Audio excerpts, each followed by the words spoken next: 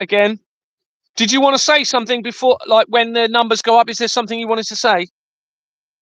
Well, I was just looking at the questions and they've all disappeared now. I was going to ask a couple of questions that the audience was Right. asking, but it disappeared. So the person that wrote the question for Gary, can you write it again? And I'll let Gary know what the question is. Okay. If you're still on. Yeah, there's only one person at the moment on here. Then I don't know. I think sometimes there's a delay for the numbers going up. Hi everyone. Yeah. If you can, we're just going to wait for the numbers to go up a little bit. Hey, And me when and you, Gary, we should go to Export Manor, me and you, and go and arrest them at Export Manor. yeah, We'll well, probably this is. we'll Pardon? probably find Barbara and Michael. Michael's still alive. Probably find them living there.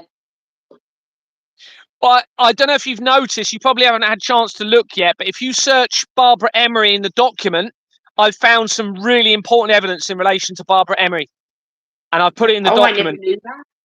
Yeah, yeah. So if Oh, you I'm just looking at that. yeah, if you go into the document on your device and just search Barbara Emery, you'll be able to see the extra evidence that I've added.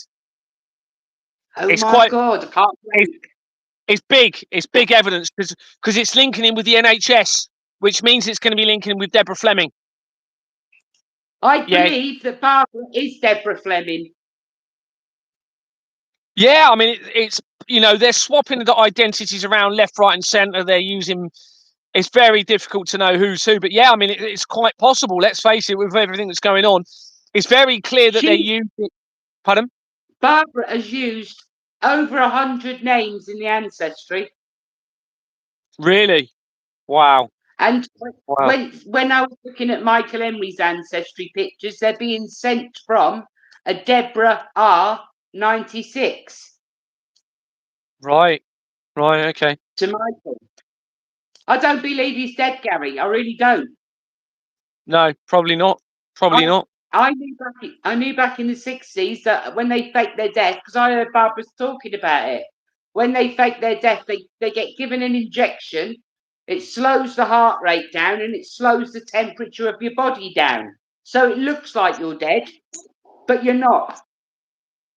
And Yeah. I do believe 100% Barbara and Michael are still alive. Yeah. And He married her. when you add in the factor of the blood of the children, which looks as though it's extending some of their lives, people are involved in it. We could have people that have been around for a very long time, and they have to make us believe that they're dying to maintain that element of everything that's going on.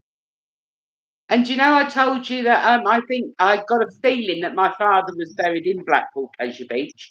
They've actually put a new ride in the same place where I thought they'd buried my father. When did they build that? That's only just gone up now. Really? That's interesting. Okay. Didn't know that. I actually found some when I was going through the document the other day. There's more connections going into Blackpool Pleasure Beach as well. Just for anyone that is not aware why we're talking about Blackpool Pleasure Beach, Vanessa claims that is where she was kidnapped and her parents were killed, it seems, at some point after that in early 1960s. And the evidence that I've obtained through that information is massive. It goes into everything that I'm talking about. It looks like the evidence that Vanessa has provided in relation to a potential real name of the king, Frederick Lee, is critical. I mean, there's so much evidence. It's just pretty overwhelming that Vanessa's telling the truth or she's positioned for another reason. But I have no reason to believe that she's not telling the truth at the moment based on everything that I've got. I'm the victim through all this. Yeah. Yeah. So, as I said at the beginning, there was a few questions I asked Vanessa. One of them was, why do you think you're still alive? One of them was, how can you remember that it was Walt Disney? And you've just explained how you believe it was Walt Disney. My father, when we were going out getting dressed to go to Blackpool Pleasure Beach for the day, he said that he was meeting Walter. And it's strange, isn't it, that this Michael, Barbara, David, and Darryl all said that their father was Walter Emery, who's buried in Elsham Cemetery. He's no father to any of them. So I believe now that the whole family came from America to here. Right. That's what I believe. Yeah. If you're looking at the stuff I'm looking at, it's all trailing from America to here.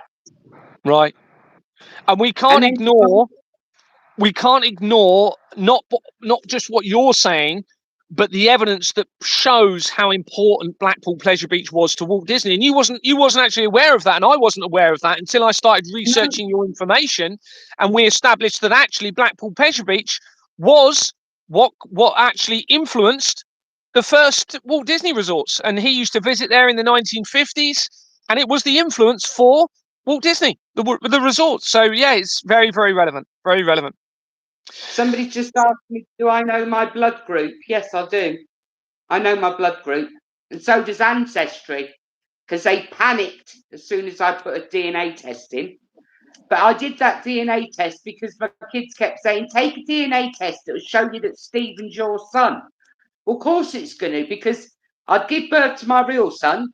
They uploaded his DNA to the son I'm bringing up's medical notes. So it's going to say he's my son. If you see where I'm coming from. That's how they were doing. That's how DNA started off with Ancestry. Taking babies' blood. As soon as they're born, they take the baby's blood and upload it to Ancestry. And we know Ancestry is completely corrupted. I told you the other day, didn't I, Vanessa? It's in the document. That'll be interesting for you to look at that. So Mark Thompson, who was the head of the BBC, was also the head of Ancestry. And Mark Thompson, I've found connection to the Cray twins, which then comes back to the infiltration of the royal family, how that links in with the connections to my family in Kent. And Mark Thompson, but basically the link is to that the Crays were involved in or associating with a guy called Arthur Thompson, who was a notorious gangland person, the most feared person, I believe, in certainly in Scotland, if not the UK at one point, in Glasgow. And they actually were associating, and they tried to come up with a and this is in an article. Okay, and by itself, I would say, well, we can't believe that article. How do we know that's true? But through the Company's House records, I've found links to the Cray twins and to a Thompson family member. And then we've got this link into Mark Thompson, who became the head of the BBC. Well, this then all links in the BBC, back in with the Royals, back in with the de Reyes, which I've found the connection to the centralised criminal legal system, and links. This all connects straight to the Vatican. Again, this all connects to the Vatican. Someone said that Walt Disney was innocent. He was. The real one was.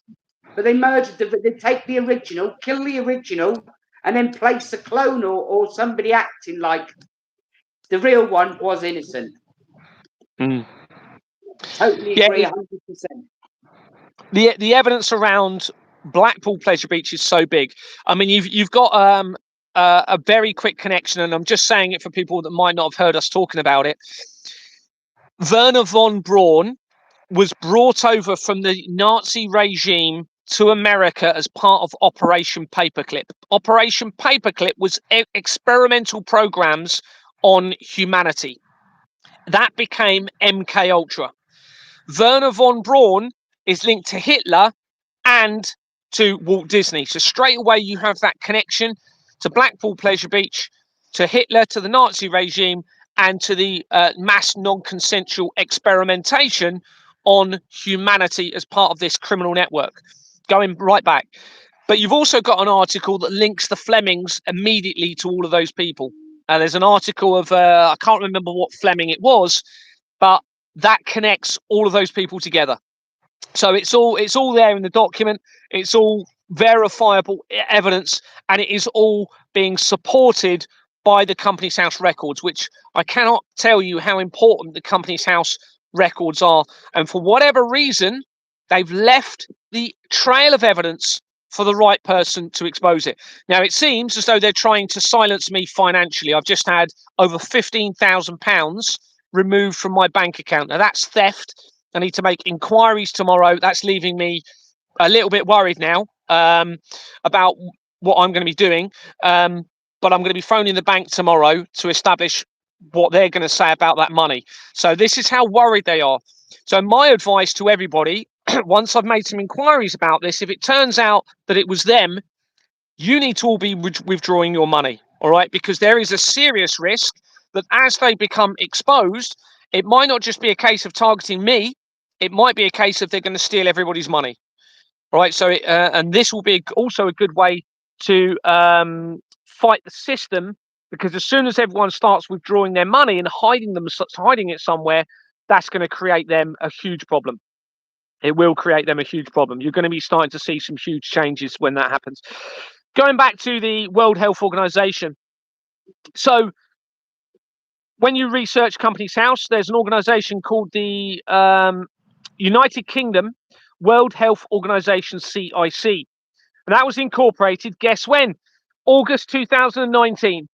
The same month that the cell towers went up in Wuhan. The same month that Jeffrey Epstein passed away.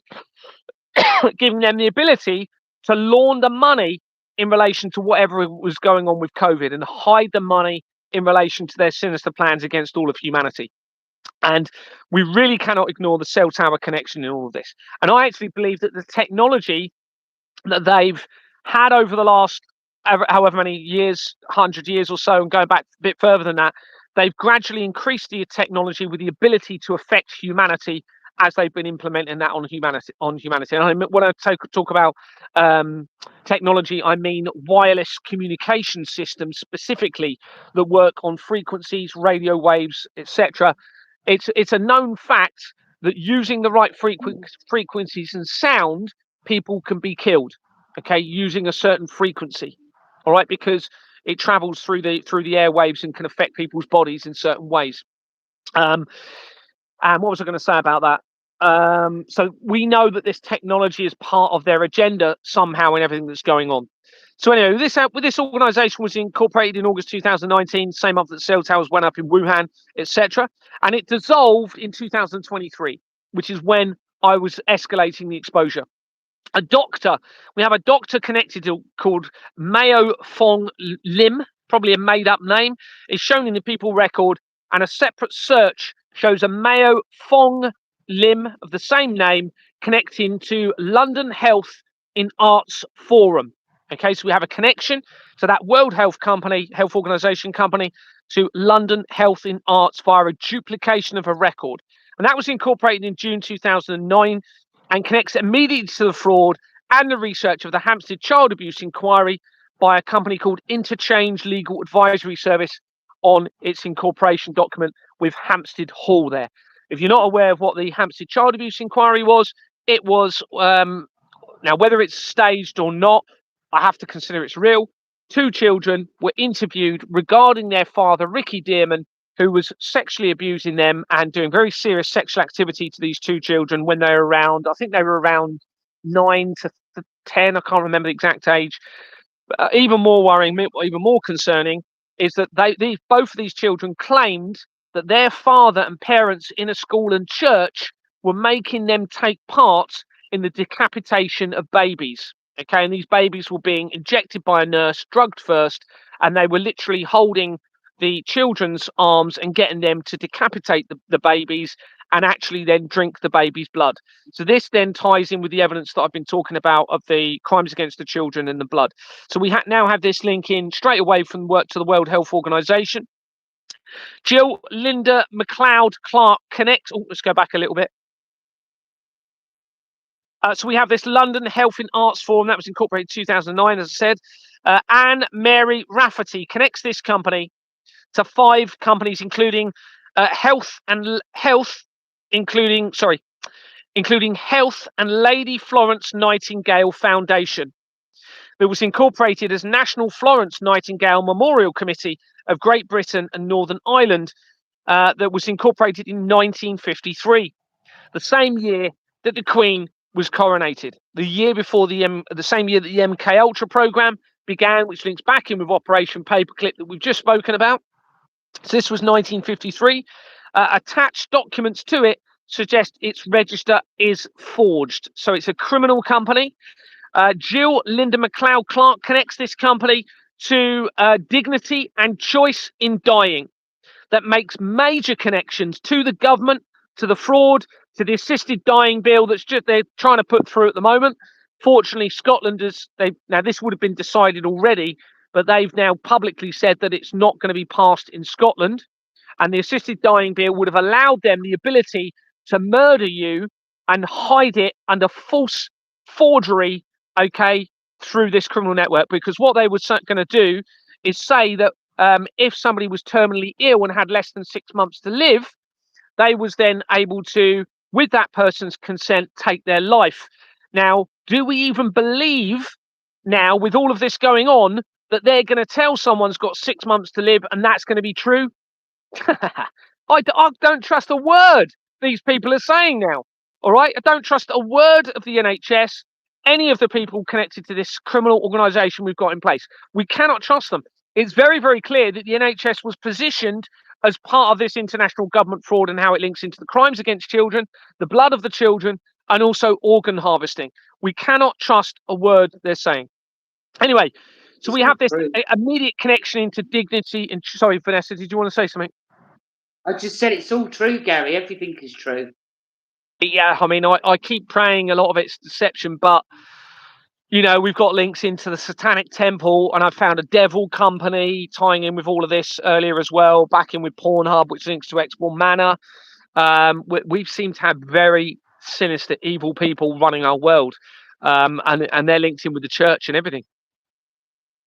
Someone said, Vanessa, are you familiar with Elizabeth Weiss? She claims to be the child of Queen Elizabeth and was trafficked. Let me tell you all out there, the royal family you're seeing on the TV today is no relation to me whatsoever. That's not the real royal original family. So, no, I haven't seen her on YouTube, sorry. She must be the child of the Queen Elizabeth you see on telly, because that Queen Elizabeth on TV was not my mother. My picture on my profile is my mum. I had some interesting information sent to me the other day. It was actually on a live stream. So, Gary, if you looked at the Stuarts family, okay, I don't know if you've heard of the Stuarts, but apparently they were claiming to have a connection to the bloodline of Jesus Christ and Mary Magdalene. Anyway, I researched them, and it led me to a person in Bavaria called, can't remember his name. Anyway, he claims, or there's claims around him, that he may be the real heir to the UK throne. Okay, but he's in Bavaria. And when you go in through him, critical connections to the criminal network, to the main companies that I'm exposing. And they're not formation companies. This isn't like a formation company that might have 20,000 companies linked to it. This is a company that you would not have found unless it was significant. So this is a guy in Bavaria. Now, of course, Bavaria is critical, all right, because Bavaria links into the evidence surrounding the infiltration of the Vatican in 1870, leading into the Albert Pike letter of 1871, the year afterwards. Bavaria is where Donald Trump's grandfather lived, okay, and then his mum then lived on the Isle of Lewis off the coast of Scotland, and I've got critical evidence that I've found in relation to that island again. And then she moved to America, which is where she met, obviously, Donald Trump's father. So it's all very, you know, and this all ties back into the Reformation. And the Reformation began in Scotland. And Scotland, this was in the 13th century. And Scotland is where the oldest active Freemason lodge, which is, and then we go right back to what we were talking right at the beginning, when we were talking about a video by a lady claiming she's part of a Freemason family, and they are behind the world's problems, practically saying what I'm saying, and claim it, and actually apologizing and saying, I've done this as well. I've been part of this. I've ruined people's lives with this. And please, everybody, you need to stop us having control, because she claims they are living in hell because there's no way out of it for them. Now, that could have been set up deliberately to give us a way in.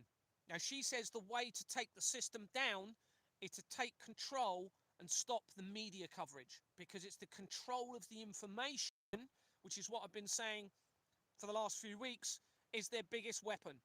And the control of the information goes. Are you right, Vanessa? Yeah. The control of the information goes back to the Reformation, when the German company Gutenberg's started producing the religious material in relation to the Vatican. You can see how this all ties in now. So this goes right back to a Freemason connection to the Reformation, linking in with Scotland. Okay, them starting to control information, starting to build their system around the control of that information, leading us to the point that we are now. And she apologizes. She said the way out of this is you need to stop us by getting control of media. So Is your microphone obviously covered? my strategy still is we need to make citizens arrest of the solicitors. But obviously very quickly it needs to follow with some sort of preventing the control of the false information that we're seeing all of the time. We're seeing it on the news now with what's going on with Iran. I don't know why the sound's so low. Sorry, I've got my microphone's not covered, unless my microphone's blocked somehow. But hopefully you can hear me enough. Yeah, it's a bit better. Maybe my jacket sleeve was going over there. So you can see, and this lady was apologising. She was talking about taking children away from families, dividing everybody within society, rewriting history, using their three main weapons: the media to control the narrative and the information through that, which is what I've been saying, the law, which obviously makes you feel as though you've got to abide by what they're telling us, and the financial system. And she says, we are causing the problems, we are causing the crime. She says, she even says in there, the paedophilia and the crimes against the children are them. She even says that, okay? And then they portray to you that there's all of these problems, and therefore you need the law, you need the police. Obviously, I still think you're going to need obviously, transitionally, you're going to need some sort of, not necessarily the police, but some sort of people that are protecting the innocents. But she tells us now that, as I've said, I saw that a few months ago, probably 4 months ago, and then I lost it. Someone's told me they saw it about a year ago, but I think that was she was probably sent by the Freemason network to give the world that information, to get the world to do something, I suspect, because she wouldn't have said that, I don't think. Right. So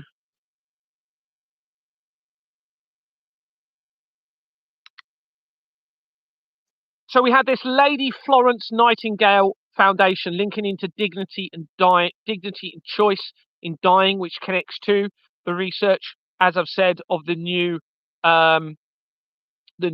bill that they were trying to put through, which would have given them the ability through this fraud to commit murder using the fraud against the masses.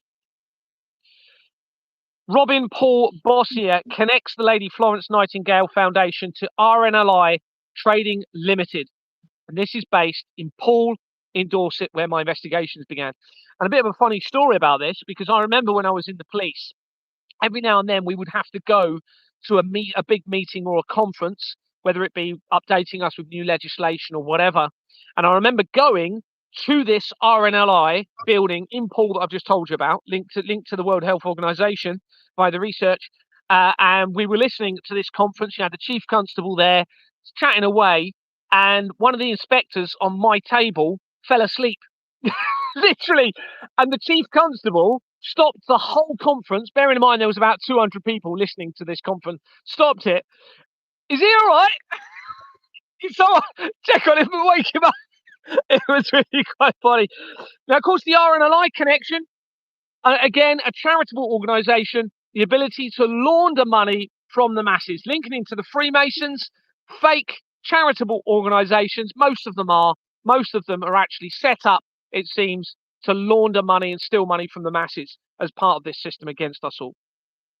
So this organisation was started in 1972, the RNLI in Poole one, the year after the World Economic Forum was started. And that's actually the same year, bearing in mind the location is near Exmoor Manor, that Jimmy Savile purchased the property right near Exmoor Manor where my investigation began. that links immediately to Exmoor Manor. Not only does it link immediately to Exmoor Manor, where my investigation began, it links immediately to John F. Kennedy's family in America. Immediately. We're not talking 2 companies away. We're talking on an incorporation document and addressed, linking immediately to the name of the supposed nephew. What's his name? The junior, JFK Jr. The exact same address, everybody. Okay, it's unreal. Now, I've done a lot of research surrounding the JFK assassination, or more around actually the Cuban Missile Crisis, and that just tied in with JFK. It's all been a lie, everybody. It's all been a lie and a deception, and part of this criminal network against all of humanity. So, we have this RNLI building. On its incorporation document is a company that's linked to the fraud, Lewis, Coates and Lucas, part of the centralised criminal network. Anthony Carey connects the Lady Florence Nightingale Foundation, just going back to that last company, 6 companies. And this is critical, and this is good for me going back over it because I forget this. So the Lady Florence Nightingale Foundation, which, remember, we're coming in from the World Health Organization company, links to Forvis Mazars LLP. Now, this is critical because this now makes a link to the Mazzini document, which was written by Albert Pike to Mazzini, the head of the Illuminati of the Vatican, linking with the Albert Pike document letter that I've told you about, going back to 1871 and the infiltration of Rome again. So we now have a link back into that from that. Now, that company, Forzi Mazars, I've linked it to an Italian earthquake company, which links back in to the evidence of Prince Harry, wearing the skin of Madeleine McCann at the time of Jeffrey Epstein's arrest. There's an earthquake company right there. It links to Jeffrey Epstein, Donald Trump, and it links to the royal family in multiple ways. Gary. Yep. Have you heard of that David Quigley, who's saying that he's the real JFK Jr.? I can hardly hear you. You've gone really, really quiet. It's not. Can you hear me now? Sound. I have David Quigley saying he's the real JFK Jr. No, I haven't. No. Yeah, it's all over TikTok. Oh, okay. No, I haven't heard of him. He actually looks like his old man. Oh, right.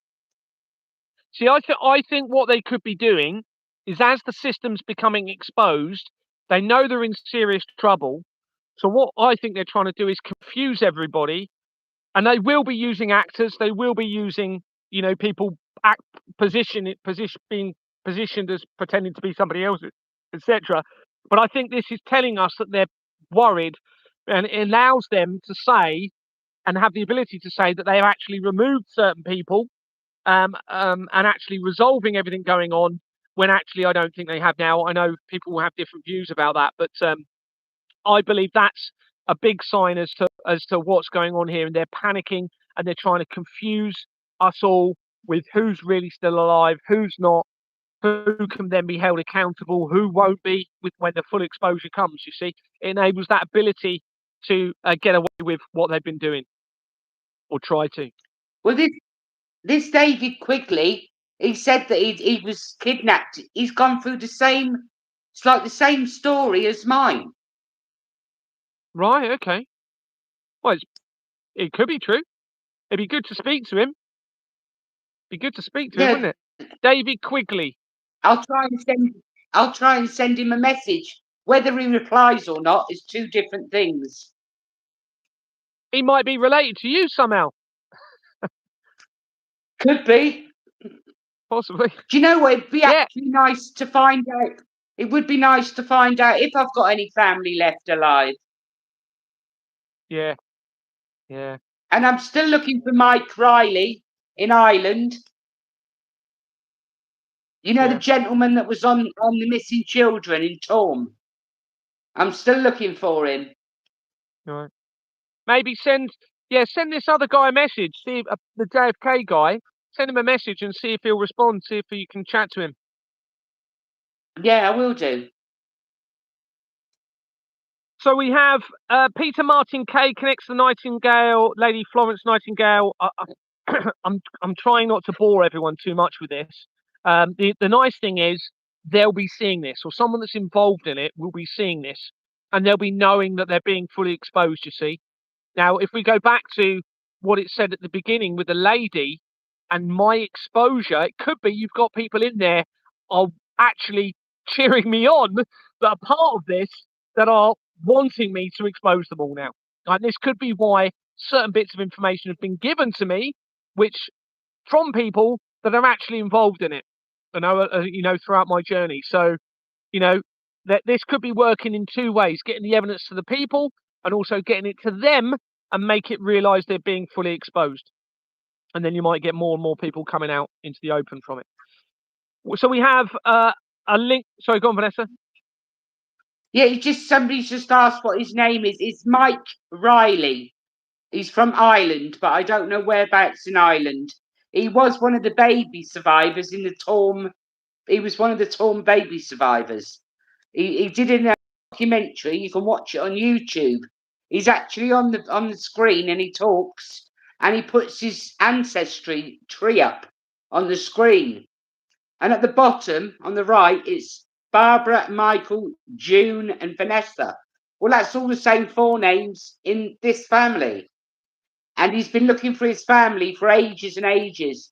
And I've been trying to get hold of him because I actually think I could be related to him. I So don't his know what name is Mike.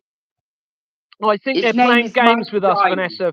They've turned your volume down so low, and as you were talking, the volume was going down. I think there's someone messing around on here, literally, because I can hardly hear a word you're saying. It's not you. It's literally they've turned the volume down. Can everyone put yes? Can you put yes if you're hearing Vanessa fine? Just so I know it's just me. Put yes if you can you hear hear Vanessa me? fine, please, in the comments. Yeah, so it's just me. Yeah.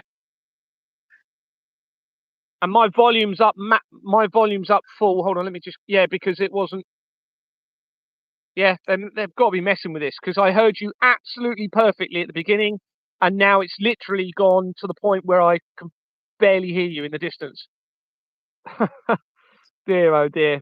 They're just pathetic, aren't they, these people, if that's what they're doing? A lot of people are saying that we could be related, Gary. Yeah, yeah, it's quite possible. My family links in I with hope the so. infiltration of pardon? I hope so. I've always wanted a police officer in the family. Well, I'm not anymore, am I? But yeah, it's very I mean, if you're telling the truth, which it seems as though you are, we're very likely going to be 100%. related because of the overlap in multiple ways from the research that I've done. Now, I don't know how that will be, Oh, I hope so. but it would not surprise me at all in all of this. So we have a Nightingale company here as well, Nightingale Advisors. Now that then ties back in, okay, with the, I presume you're all aware of the Nightingale hospitals that were erected. There were 7 of them, I believe, 7 or 9 big hospitals put up around the country. They were never even used, okay? This gives them the ability to launder money through those hospitals, okay, and steal the money from everybody as well. So I've got connections in to a Nightingale companies that I suspect are related to that. Rosemary Margaret Kennedy connects. Oh, let me just go back a little bit. So Peter Martin Kay connects the Lady Florence Nightingale company that we were talking about to Florence Nightingale Suites that was incorporated in February 2020, 2 months before the Nightingale Hospital was erected for the COVID situation. Kay also connects to Nightingale Advisors Limited. So you can see the timings of these Nightingale companies.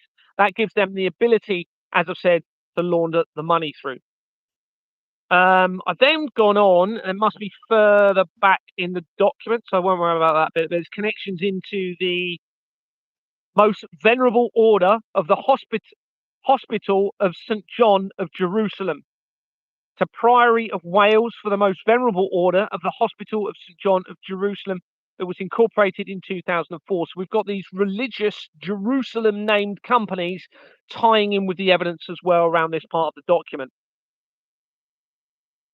Let me just go to the next section of the research. We'll get onto a slightly new subject. We have a right honourable Lincoln in there. I'm just trying to find a. Oh, here we go. This is it. This is an important one, important part of the connection here.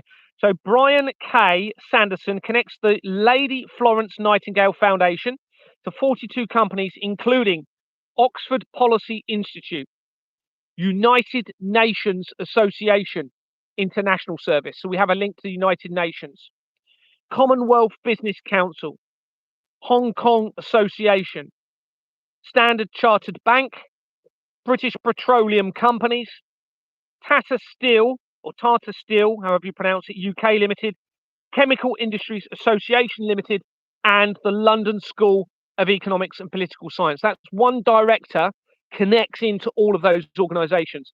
Now, they are massive organisations throughout the document. In particular, the last one, the London School of Economics and Political Sciences. And that's because it's a forged company. It's a criminal company. It was created in 1901, so well before World War One, and connects immediately to Sir Evelyn Rothschild as an incorporation on the incorporation. So, in other words, a member of the Rothschilds family, linking in with the fomentation of Israel, which then ties back in with the Albert Pike letter written to Mazzini again and the Vatican. This organisation, the London School of Economics and Political Sciences, connect to the following information throughout the document.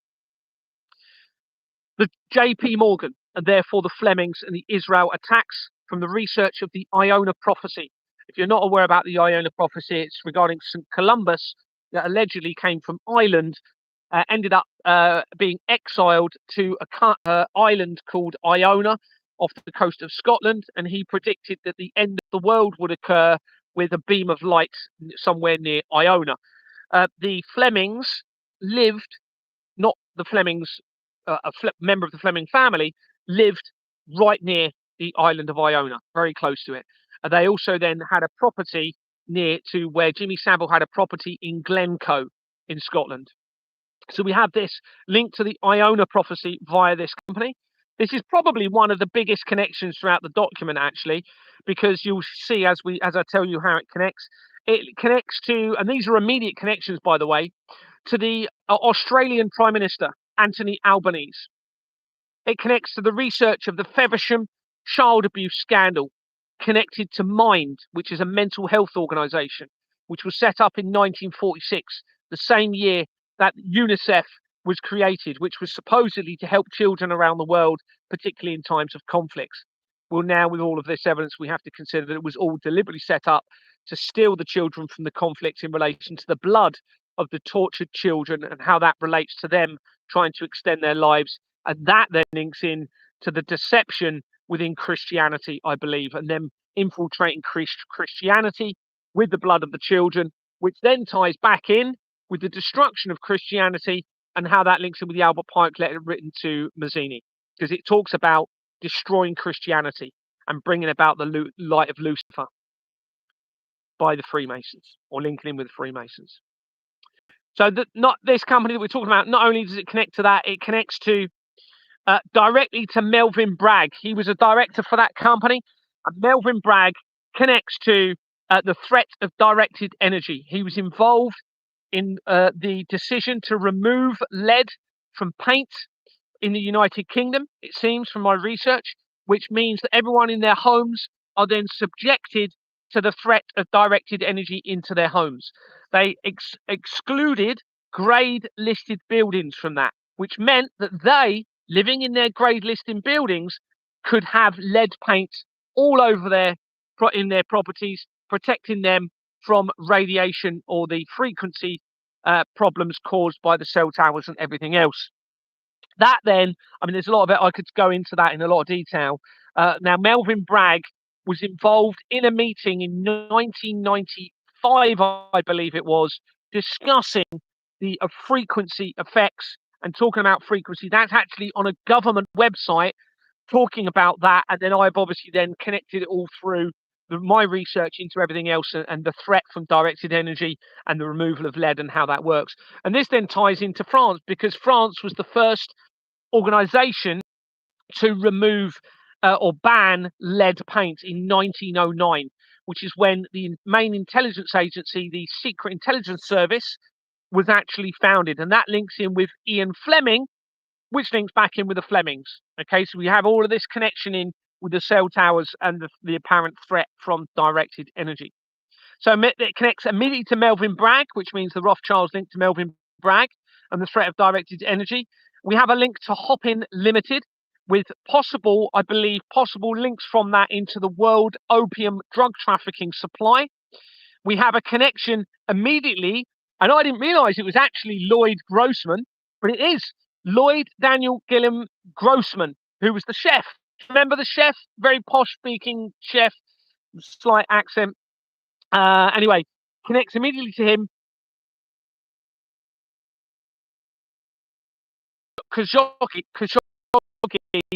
is I think it was Arabian, it was a Middle Eastern company or country which linked into the royal family of that Middle Eastern country. All right, so that means the connection immediately there via this to the Rothschilds, threat of directed energy, which is telling you it's an international collaborative deception against humanity tying in with the Vatican. So we have this link to Adnan Khashoggi. We also have the same company we're talking about coming in, and that was coming in. Adnan Khashoggi evidence was coming in from Tobias Ellwood, who was the researcher of Tobias Ellwood, who was the MP for the area of Exbourne Manor, where my investigation began, and also the property that Jimmy Savile had. We also have this same company links to connects to Nemat Shafik in the research of the Fabian Society, and she links to she connects to the British Museum, which is where the Albert Pike letter was removed from public view on the year I was born in 1977. We also have a connection to the Ben Gurion University Foundation via this, which links into he was the first Prime Minister, I believe, or President, Prime Minister, I think you call it, of Israel. Okay, he was the after the formation, I believe. There's a lot more research I've done in relation to that, and that is coming in from the research of Ben Houchen and the Teesside scandal that links to the blood of the children massively. So via that research, you have links to bloodstock companies and the horse trade industry again, which tells you, which obviously relates to the blood of the children via my research. And this company also connects practically, and this is immediately, by the way, practically from every area of research I've just told you, to my research of Princess Diana. All going back to that company that I told you about linking to the Rothschilds. A separate church shows that Florence Nightingale Hospice Charity was incorporated in March 2007, 2 months before Madeleine McCann went missing, and Michael Ronald Bennett connects the company to several BAE Systems companies. That's British Aerospace Enterprises, I believe, which has the largest defence contract for the United Kingdom, connects directly to the cell towers in my research. Okay, directly to the cell towers. We have to consider that the Nightingale hospitals were actually for the harm planned to be caused using the cell towers, and COVID being a deception to cover the threat. Another search for World Health Organization reveals World Public Health Organization London, that was incorporated in 2013, and it dissolved in 2017 after the Pizzagate scandal being exposed. Its only director is Zulfiqar Ali Ramni. Connects this company to 5 companies, including UK Expert Professionals Limited, that was incorporated on the 14th of April 2011, less than 2 months after the Christchurch earthquake. Graham Michael Cohen connects UK Expert Professionals Limited, that company we just talked about, to almost 5,800 companies, and this is the exact same name record that connects to my friend in Dorset, in Kent, that links to the Royal Yachting Association, that connects to the infiltration of the royal family again. Okay, coming in from this. That organisation, that name, sorry, Graham Michael Cohen, makes the connection to my former school, to Waterman companies, to the Knights Templar location, and a Masonic building not far from where I was living with my father in Gillingham. The day after the World Health Organization announced the pandemic, Operation Tala was implemented by the police in the United Kingdom as a response to the outbreak. It was overseen by the National Chief Police Council, or NCPC, and the National Police Coordination Centre, NPOCC. On the 4th of July 2022, Operation Tala awards were publicised by the NCPC. This is the day before CERN conducted an experiment with for the first time since July 2019, 2 days before the Georgia Guidestones were damaged and removed, and 4 days before I approached Anthony Roberts of Exbourne Manor, which triggered my investigation. Chief Constable Gavin Stevens has been the chair of the NCPC. Remember, we've just mentioned them talking about Operation Tala, that was part of the COVID response, and he was the chair of the NCPC since April 2023. Okay, that was as I was escalating the fraud. Having been appointed, has been the chair of that company since April 2023, having been appointed to become it in October 2022. As the exposure escalated, and the same month that a meeting took place relating to the possible prophecy of the popes regarding Pietro Parolin and the popes that took place in that month, October 2022. When I researched Jeff Bezos, who was at that meeting, an interfaith meeting, okay, it links to, first of all, it links to the 3-Eye Atlas research, okay, of the comet deception that they tried making us believe, and I believe that was a deception based on my evidence. A comet that was going to be heading to Earth, and I think they were going to try and time an alien invasion because as they were becoming exposed. Anyway, that during that meeting, you had Jeff Bezos was in that meeting. I conducted a company's house research of Jeff Bezos, and it linked immediately to an Amazon company name address in Christchurch in Dorset, the exact same place where I lived and worked in the police. And obviously that is twinned with the Christchurch in New Zealand where the earthquake was.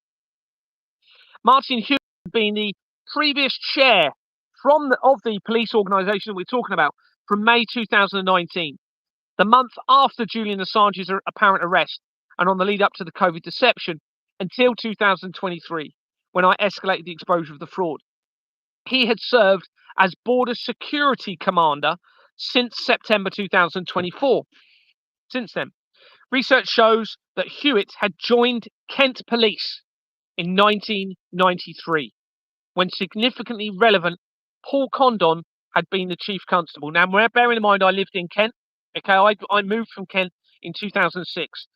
This person was a Chief Constable of Kent.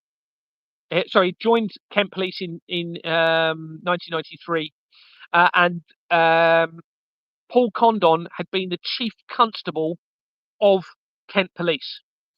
And remember, when I moved to Dorset, it was Jock Condon who introduced me to Exbourne Manor, and so my wife was introduced by my Sergeant Ben Pope, who staged introductions. Jock Condon, I believe, is a relative of Paul Condon, who was the previous Chief Constable of Dorset. I think they followed me from Kent to Dorset. He then became, can't remember what year, but he became the Metropolitan Chief Commissioner, okay? And he connects through the Company's House records via the Association of Chief Police Officers of the United Kingdom, the BA systems that we have just discussed, linking to the United World Health Organization and to the cell towers. Okay, this is Paul Condon. He also connects to Group 4 Security Company on there as well, which is, and that one of those companies, I can't remember which ones, was incorporated with the same companies as Exbourne Manor Freehold Limited, where my investigation began, where Jock Condon had introduced me to the property.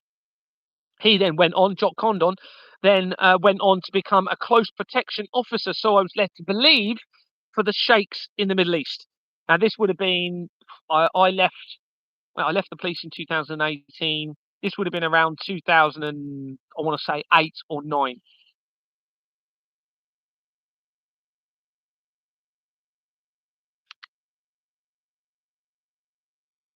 Hewitt, this person we're talking about, had also led the national level response to kidnap and adult sexual offences. So he's corrupted by the fraud. So this means, you see, they've got these people in positions in the heads of these responses within the police, gives them the ability to actually kidnap, to actually take people out if they wanted. Now, I don't know that's happening, but we can assume. I'd be naive to think that people aren't really being murdered in relation to this, and people aren't really being kidnapped. And obviously, you've got what Vanessa is claiming in all of this as well, with murders, etc. A company's house shows that he is connected to 4 companies: the Police Arboretum Memorial Trust, Police Digital Service, and Police Crime Prevention Initiatives Limited, all making major connections to the fraud. Can't remember which one, but there's quick connections to Jimmy Savile and to CERN, as shown throughout the document. So to the Collider technology. He also connects to Responsible Leadership Foundation, that was incorporated in 2014, and Susan Philippa Bonney connects this company to KPMG companies. Now, KPMG companies link directly with the new Chief Constable Amanda Pearson, that was positioned after Scott Chilton resigned as a result of my exposure. Actually, she was moved. He was moved first of all, then he resigned, and she was positioned when he was moved. Amanda Pearson. I believe Amanda Pearson is a relative of the Pearsons who were associated to the Cray twins, and makes a connection to the Thompsons again, and the infiltration of the royal family appearing to involve Vanessa. Amanda Pearson, that KPMG company, when you go in through there, there's skin companies, there's Clinton companies, there's links in that I've found to the Skinners Association, tying in with the Pizzagate scandal, which connects in with the skin of Madeleine McCann being worn, it seems, from my research, by Prince Harry in his shoes at the time of Jeffrey Epstein's arrest. So KPMG companies are very important through the document. KPMG was also the organisation that Bournemouth, Christchurch and Poole Council used for the auditing of their accounts. Bournemouth, Christchurch and Poole Council is the council for the area where Exbourne Manor is based. Anthony Michael Vaughan Salts is shown on the incorporation document of this company, which is the Responsible Leadership Foundation. And Anthony Michael Vaughan Salts is shown on the incorporation document, and via the people record connects to 19 companies, including Rothschild's companies and the Royal Opera House Foundation, making an immediate connection to the Jewish Community Centre UK and the apparent plans against creation. That document makes an immediate connection to Ghislaine Maxwell, and very quickly to Gerald McCann, the father of Madeleine McCann. So that is coming in from that person involved in the head of this police organisation, linking in with Operation Tala and the COVID situation, meaning it ties back in with the Rothschilds, in with the cell towers, into the criminal network, into the blood of the tortured children, and into everything that I am exposing. Research shows that he had worked most of his career at Freshfields. I forgot about this. This is unbelievable. At Freshfields, there is the company that is the solicitor for the BBC studios, which means you link back to Mark Thompson, back to the Cray twins, back to the Pearsons, and back to the infiltration of the royal family. Freshfields is it's a solicitor's firm. It links immediately to the most of the world's key solicitors firms are centralized to that. And one of those is Mishcon de Reya. And Mishcon de Reya, as I told you earlier, is connected to ICNIRP regarding the cell towers being implemented at Wuhan in August 2019. And the de Reya's company connects to the murder of Jill Dando. And the de Reya's connect to Exbourne Manor. You have the de Reya's owned 3 properties within Exbourne Manor. Okay, they hadn't paid a penny into that company through the accounts that I acquired from 2015 to 2022. And as I've said to you earlier, Sam DeRaya oversaw the economic crime unit of Dorset Police, where I was reporting everything. Now, that also, Freshfields also connects to the Vatican, which means everything again is centralized into the Vatican, but an infiltration of the Vatican to make us believe it's the church behind all of this now, I believe, including the blood of children, so they can destroy the church. All right. And when they destroy the church completely, they destroy a faith. When they destroy the faith, everyone fears death. When everyone fears death, they will try to live as long as they can. With everyone trying desperately to live as long as they can, the blood of the children becomes normality and the children become targeted. A direct violation of Christianity, a direct violation of faith, the complete opposite, okay? Satanic inversion of moral conscience, of it will basically, we'll end up, we'll destroy everything. All of creation is going to end, whichever way you look at this, if this isn't resolved. If it isn't through artificial intelligence, it's by these people doing something accidentally or deliberately to creation. All right. And there's no coincidence that my dream led to the control panel of the CERN Large Hadron Collider. It actually led to that via my dream. And I'll just explain, because it's important to understand what I mean by that. I was given information in relation to the ninth circle. I hadn't heard of the ninth circle previously. The ninth circle, and I saw there's an article on it saying it's a hoax, claims that the Vatican and the royal family are involved in the hunting of children, the torture, hunting of children on the states, and torturing them and killing them. So I went to sleep either that night or the night after, and I had a dream, and it was in a McDonald's restaurant, and there was Ronald McDonald, a clown, in that restaurant, and I felt completely content and happy until a sudden feeling of deception overwhelmed me to the point where it woke me up. And this was about 5 or 6 in the morning, and I thought, well, that's odd. I don't even normally remember my dreams. And that day, a bit later that morning, I thought, right, I'll just do some research on the ninth circle, see what I can find out about it. The first thing that came up on my phone was, my phone. Oh, I've just got to plug my phone in. Hold on.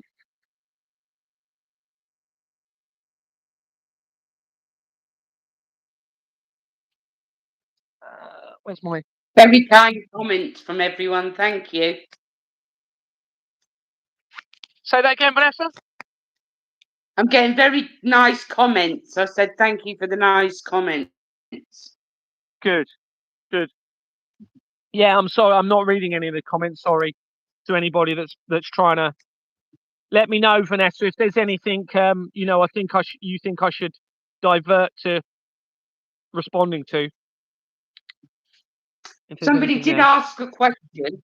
See if I can find it. It was about your wife. Hang on. What about her? If I can find it. Did you know that she was?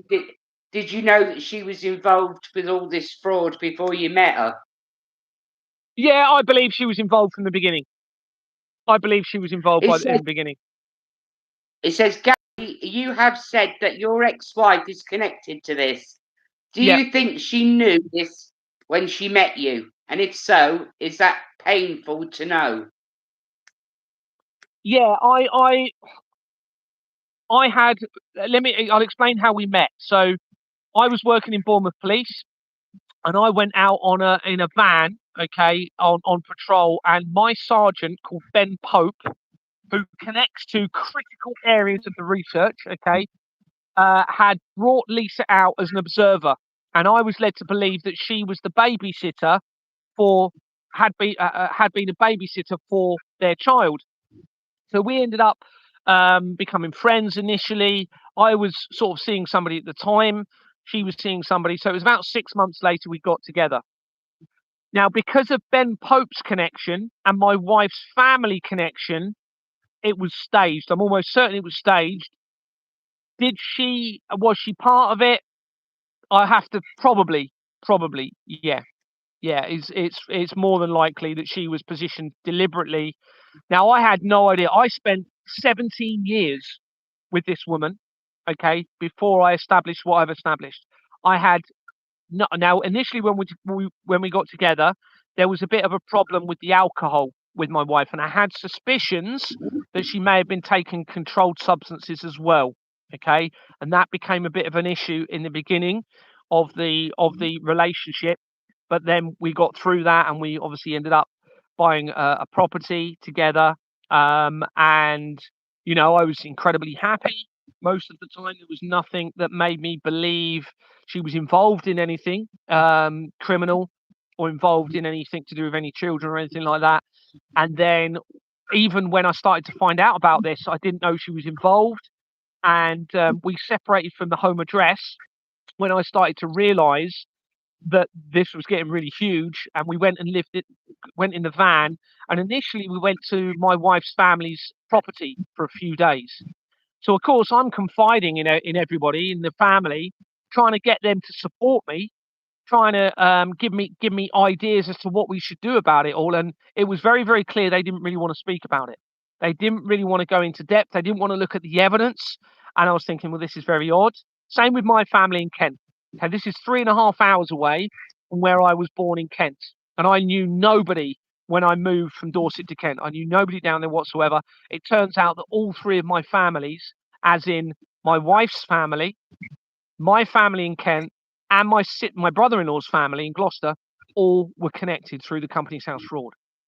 Now, this means that for whatever reason, everyone around me knew about this and was part of something going on in relation to this, but never told me and never gave me an indication of anything. Now, that tells us there's something about me that they knew and they were hiding from me, whether they were linked to the Knights Templar and they were protecting me because of what I've been talking about recently, a bloodline somehow being hidden from humanity, to be revealed at the right time. I don't know. But anyway, so I was obviously disclosing everything to Lisa's family at this point, and the reactions were very odd. They tried to make me think that it wasn't as big as I was finding. This led me to grow suspicious. So I then found connections to Lisa's father, my father-in-law, straight to Exbourne Manor, straight to Exbourne Manor. So I was like, okay, now this is now quite worrying, because now I'm now in a house. Still, I didn't know my wife was involved at that point. Obviously, I didn't know she was involved, and I was still confiding in my wife. We came away from that address, and then that's when we went travelling further away, and we went up to Scotland and all around the country and the United Kingdom as I was trying to find out what was going on and do all of this evidence. And the reason that my wife and I separated, now she may have been positioned to tell me this, I don't know. As I was, or may have been instructed to tell me this. As we were travelling around, my wife went back to Dorset a couple of times to obviously see family. And when she was down in Dorset, I'd already made it very clear that I'm not paying any bills. I'm not paying any tax. I'm not paying anything into the crimes and the blood of the children, because I was starting to find out about the blood of the children. And she went and paid everything. She went and paid all of the bills, all of my bills and everything. Came back to the van, and this created a bit of an issue, because I said, obviously, why have you done that? I can't pay for towards the blood of the children. We ended up having a discussion, and it was specifically focused on the torture of the children. And I said to my wife, are you saying that you will still pay taxes if you have evidence and you know that that money is being used for the blood and the torture of children? And she said, if the Bible says so, then yes, I will. And that was obviously huge. That was huge for me. And I was like, oh dear, oh dear. Now this is a huge issue for me.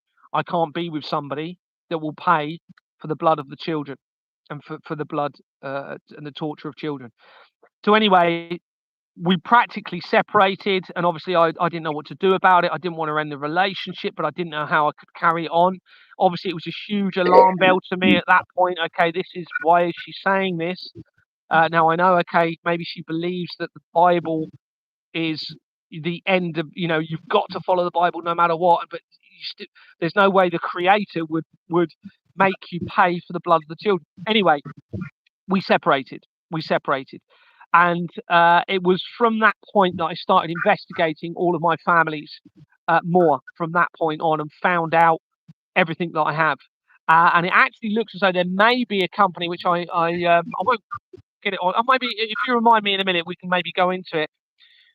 There's a link in to QAnon, okay, to me, which appears to potentially be making reference to my wife. Now, that makes me believe that she was set up from the beginning, possibly because of who I am. Now, you've got to remember that Elon Musk links almost directly to me via this research. Now, there's got to be a reason for that. You've also got a project, I think a company, it's called Project Eastcliff, linking in with this.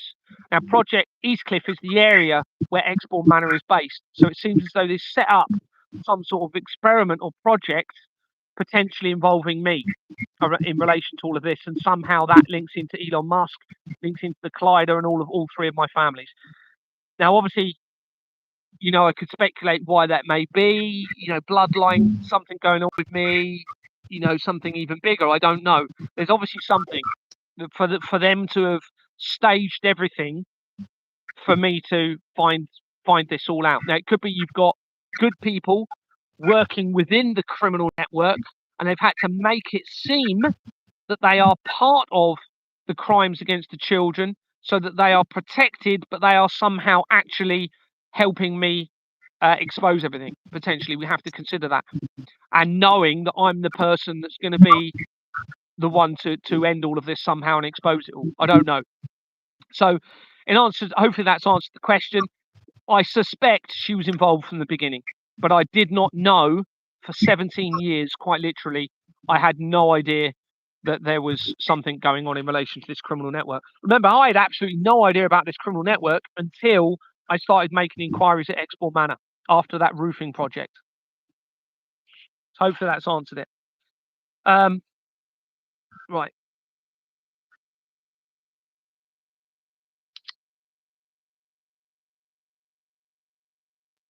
So we have this connection via this source to the BBC, Royals, the Reyes, the Vatican again, the murder of Jill Dando, if the murder is real, etc.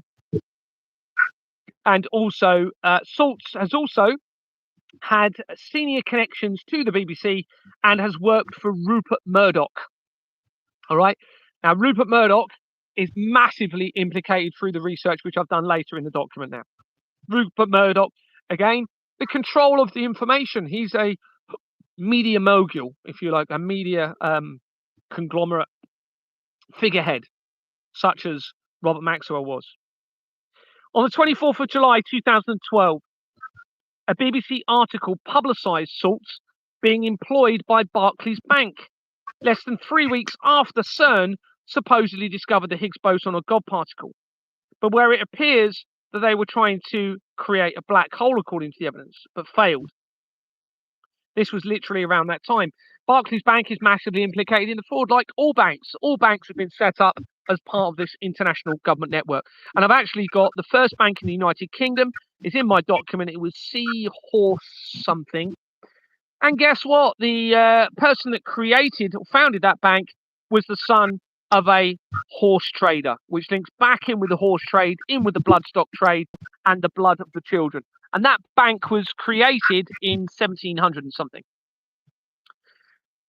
Interestingly, the National Crime Prevention Council, NCPC, is also a US Washington-based organization that began in 1982, giving them the ability to possibly collaboratively hide behind the acronym with Companies House and launder money through international organizations. This is why acronyms are very important to them in this fraud, okay? Because you can set up a company with the different names, but it has the same acronym as another name.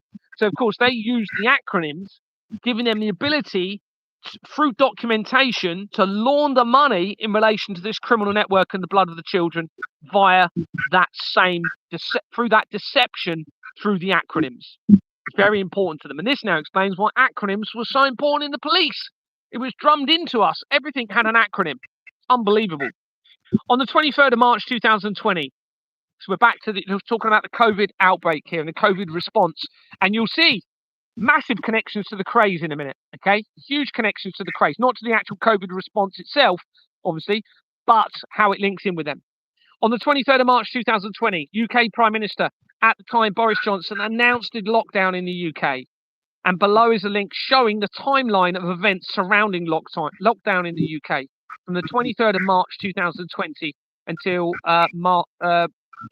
March 2020 until March 2021, I believe. That's I put 20 again, but it should be 21, I believe. On the 27th of March 2020, Boris Johnson announced that he had COVID, and Dominic Cummings drove to Barnard Castle that day and breached the lockdown rules, when no further action was taken against him. That was over 100, I think it was 160 miles he drove. Well, Barnard Castle is where GlaxoSmithKline is based, a vaccine company linking to AstraZeneca and major areas of the international government fraud linking into the Vatican, the Church of England. Barnard Castle was where Dominic Cummings drove. Just over a week, both Johnson and Cummings are significantly connected to the fraud. And when you come in from, if we have time later, because I don't want to be too long, because poor Vanessa doesn't want to be on it all night, but when you research Dominic Cummings and Boris Johnson, it links to skin companies or leather companies, but right there by a leather company is a terror organization. It actually, I can't remember the name, but it's got something like terror in the name. It's unbelievable. I haven't got it in front of me, so I can't remember exactly. Just over a week later, after he drove to Barnard Castle on the 5th of April 2020, Keir Starmer resigned from the Death Penalty Project Limited, as shown throughout the document. It is a criminal company. It has the London Law Agency on it and Bates, Wells and Braithwaite, which links to P. Diddy and the child trafficking investigation against him. Bates, Wells and Braithwaite also links immediately. Pardon?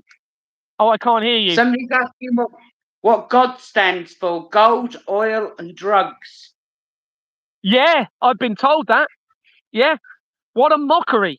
What a mockery. So every time someone's saying, I never say God now, I always try and say the Creator when I'm praying. Yeah, it would not surprise me if that was part of the mockery. And I'm almost certain that 25th of December is actually about the sacrifice of children. So we've all been celebrating the blood of the children as part of the mockery against us all.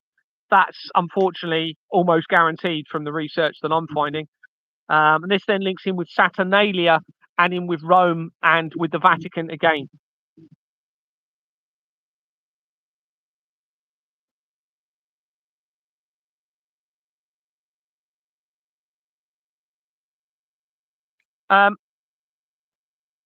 Just over. So not only did Keir Starmer resign on that day, that is the exact same day that the founder of the London Law Agency died.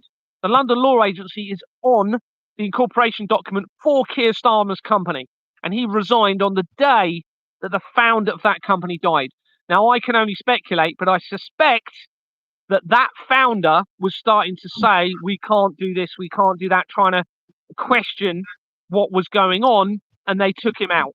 And Keir Starmer, it looks like, had to separate from the Death Penalty Project Limited surrounding whatever happened regarding the founder of that organisation. That's what I suspect. Obviously, I can't prove that. That's just what I'm speculating in relation to this. Various COVID-related companies connect to the fraud, and someone had informed me of a company called COVID-19 Bereaved Families for Justice UK Limited. Again, a mockery, this is. It was incorporated as COVID-19 Bereaved Families for Justice Limited on the 1st of December 2020, before its name was changed less than 2 weeks later, and again in January 2024 as the exposure continued. Bates, Wells and Braithwaite is shown on page 11 of its incorporation document, connecting to most areas of fraud in the criminal network by the Royal Foundation of the Prince and Princess of Wales. Now that links immediately to my upbringing, okay? Because the Royal Foundation of the Prince and Princess of Wales is the main company connecting everything together, mainly because on page 40 you have these various companies, including Ingenious Film Partners 2. And Ingenious Film Partners 2 links to My Friends in Kent, which links to the surname of Lee, which links to the same surname as the Crays, and links to Vanessa Emery, and links to the same surname as the Cray twins' mother. And that then links in with what Vanessa the evidence that Vanessa gave of Frederick Lee being the real name of Charles, Prince Charles. And I've got evidence that supports absolutely that that was either an alias name of his or it was his real name. And it would make sense, let's face it, that it was his real name and that he was actually connected to the Cray twins somehow, related. Joyce always said that the Lee family were dirty people, Vanessa. Who said? Someone said that, have they? Yeah, that was my stepmum that told me that the Lees were dirty family. Oh, right, okay. Well, it's obviously it's very relevant to everything going on. I don't think it's a coincidence that my middle name is Lee.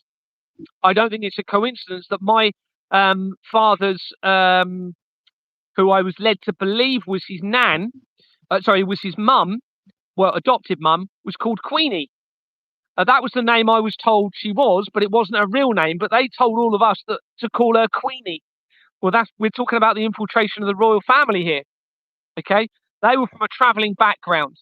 My other nan, I was told to call them Grace.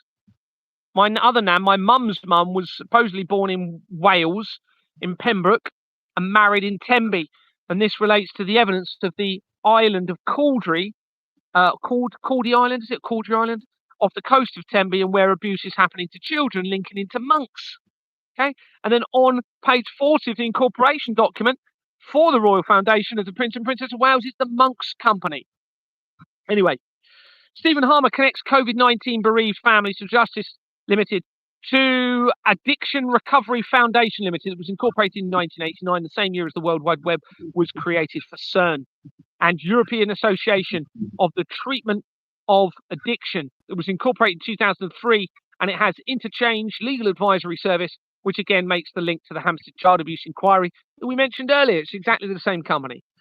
Nicholas, which was linked to the World Health Organization. Nicholas Robert Lindsay Barton connects European Association of the Treatment for Addiction to save lives and children of addicted parents. Now, bearing in mind what we're talking about with the system, linking into drugs, it links into the alcohol, it links into addiction, it links into them deliberately causing the problems within families and the removing of the children. We now have Save Lives and a company called Children of Addicted Parents. They're telling us, taking the children of addicted parents, causing the addiction, causing the mental health, stealing the children from those families. The lady linked to the Masons told us in the video that we spoke about earlier in this, and says, please, everybody, take us away from this control, get us out of this hell. And the way you do that is you take back the control of the information, the media. They're asking for our help. For whatever reason, now I don't understand it. She sort of explains it. Whether I believe it or not, I don't know. Why they can't just see right from wrong and be speaking the truth. There's obviously a blood oath. I think when we hear about this blood oath within the Freemasons, is that the blood oath linking with the children that I'm talking about? And the secret is the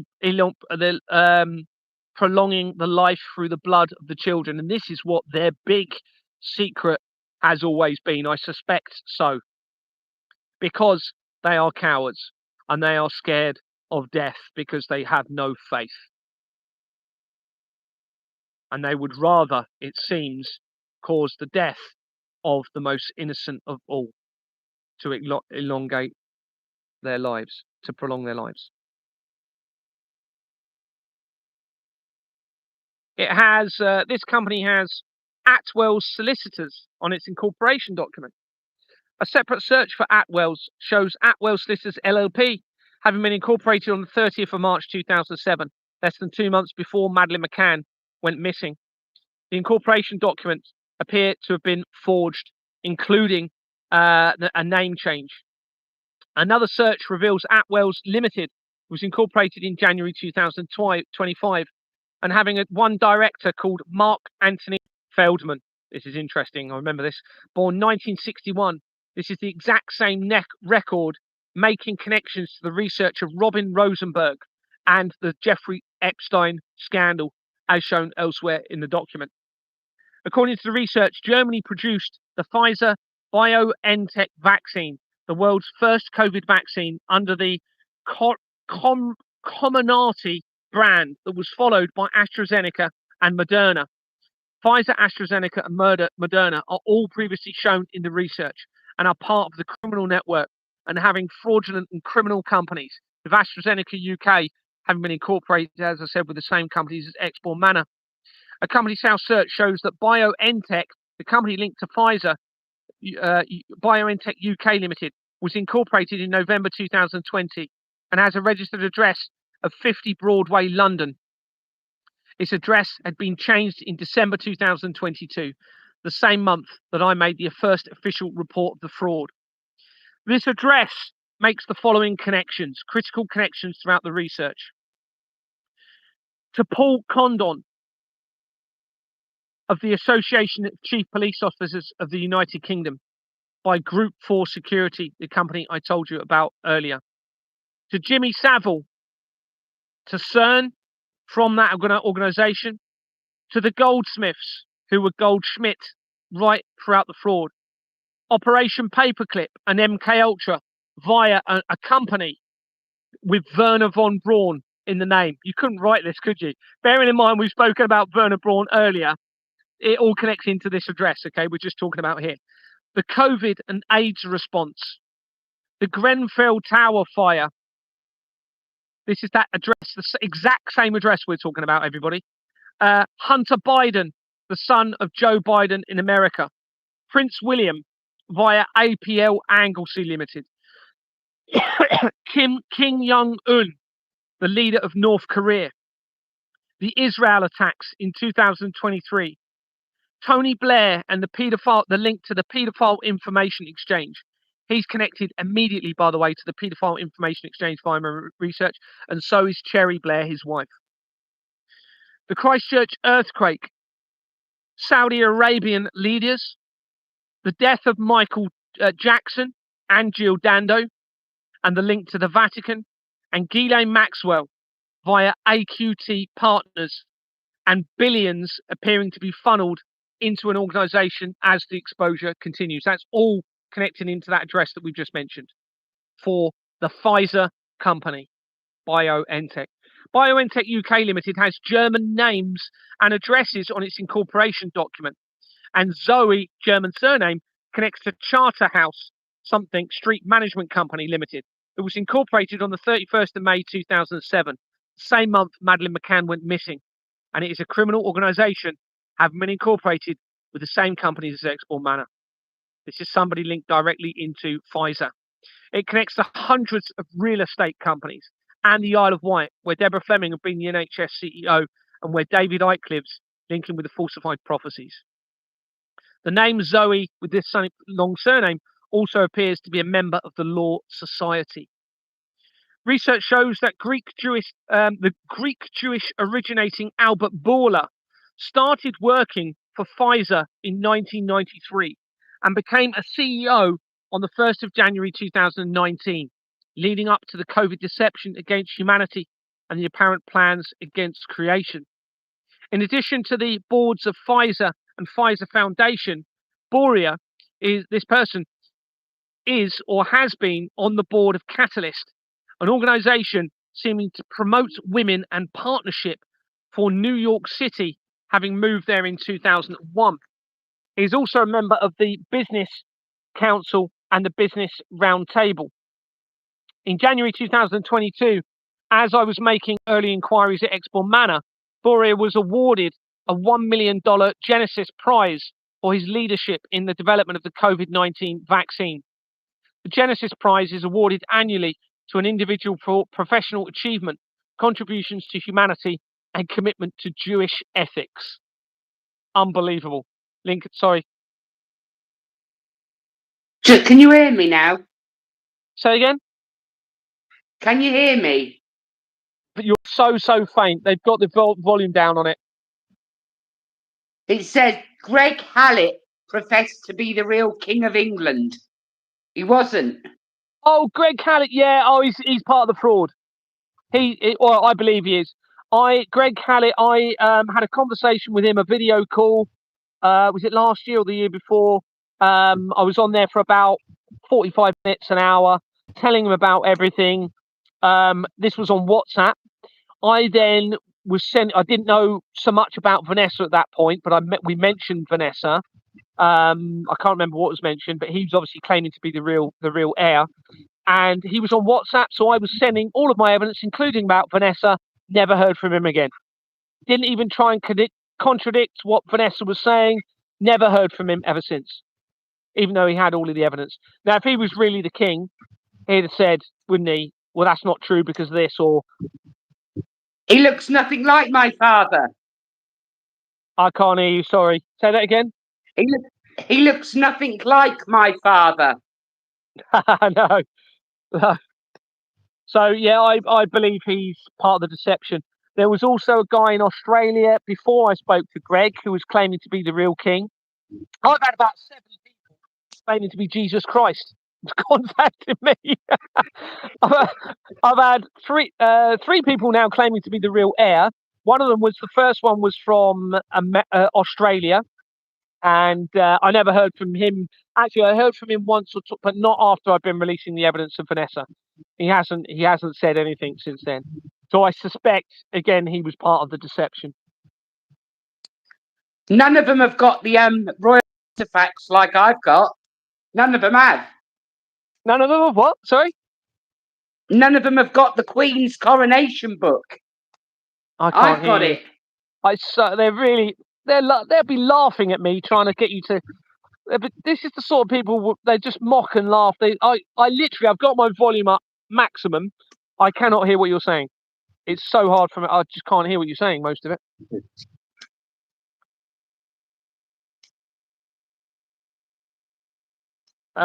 Right.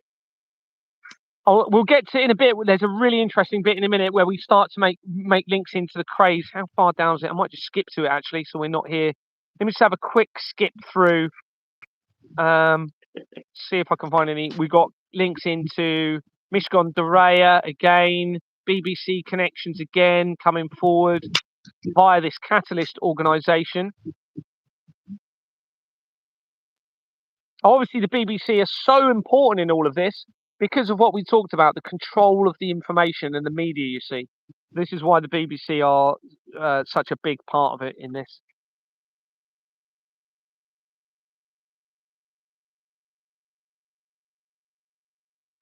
I'm just having a quick look, see if there's anything, before I get to the Cray stuff, whether there's anything critical to Morris Young Person. I am so looking forward to looking up Barbara Emery's name. Pardon? I'm so looking forward to looking up Barbara Emery's name. Yeah, go have a look after it. Well, if you want, we can go through it in a minute. If you want to stay on a bit, then I can. It depends how long you want to be on, and we can talk about it. That's brightened my day. Fellowship. Oh, so bearing in mind we're talking about Christmas and the deception. From what I was just telling you, you hit an organisation called the Fellowship of St. Nicholas. Okay, linking in with the fraud. Well, St. Nicholas ties in with Father Christmas. And obviously Santa, it's almost Satan. One letter short of Satan. Exactly. All part of it. It's all a lie. It's all. Well, we obviously know Father Christmas wasn't real, but it's all part of. The whole of our life has been lied to. I can't hear you. Sorry. You think about it. The agenda is around materialism to reach their ultimate conclusive goal, but they've used materialism along the way to entice us in, okay, to the system via materialism. And Christmas is a massive part of that. And that means we start the materialism agenda with the children at a young age, indoctrinating them into the leading of the falsified prophecies, which is all part of this, you see. It's all part of it. Because ultimately, if we all just continuously want more, and, in terms of materialism, then it will lead to our destruction in the end. Whereas really what we need to be doing is appreciating nature, enjoying nature, and accepting minimalistic materialism. And I am no greater testament to that.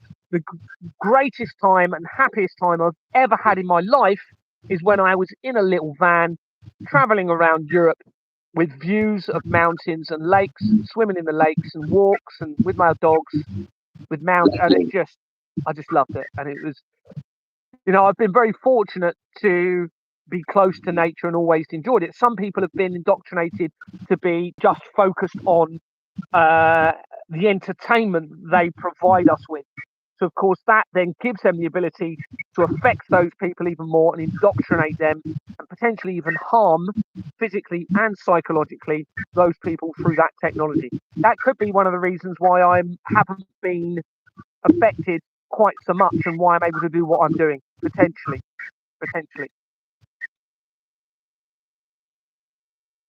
Um,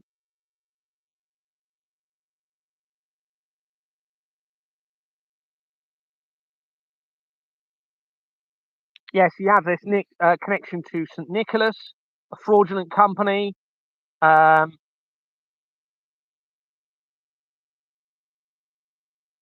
It links to a Chamber of Commerce. All of the Chamber of Commerce have been centralised to this. Obviously, they relate to businesses in the location.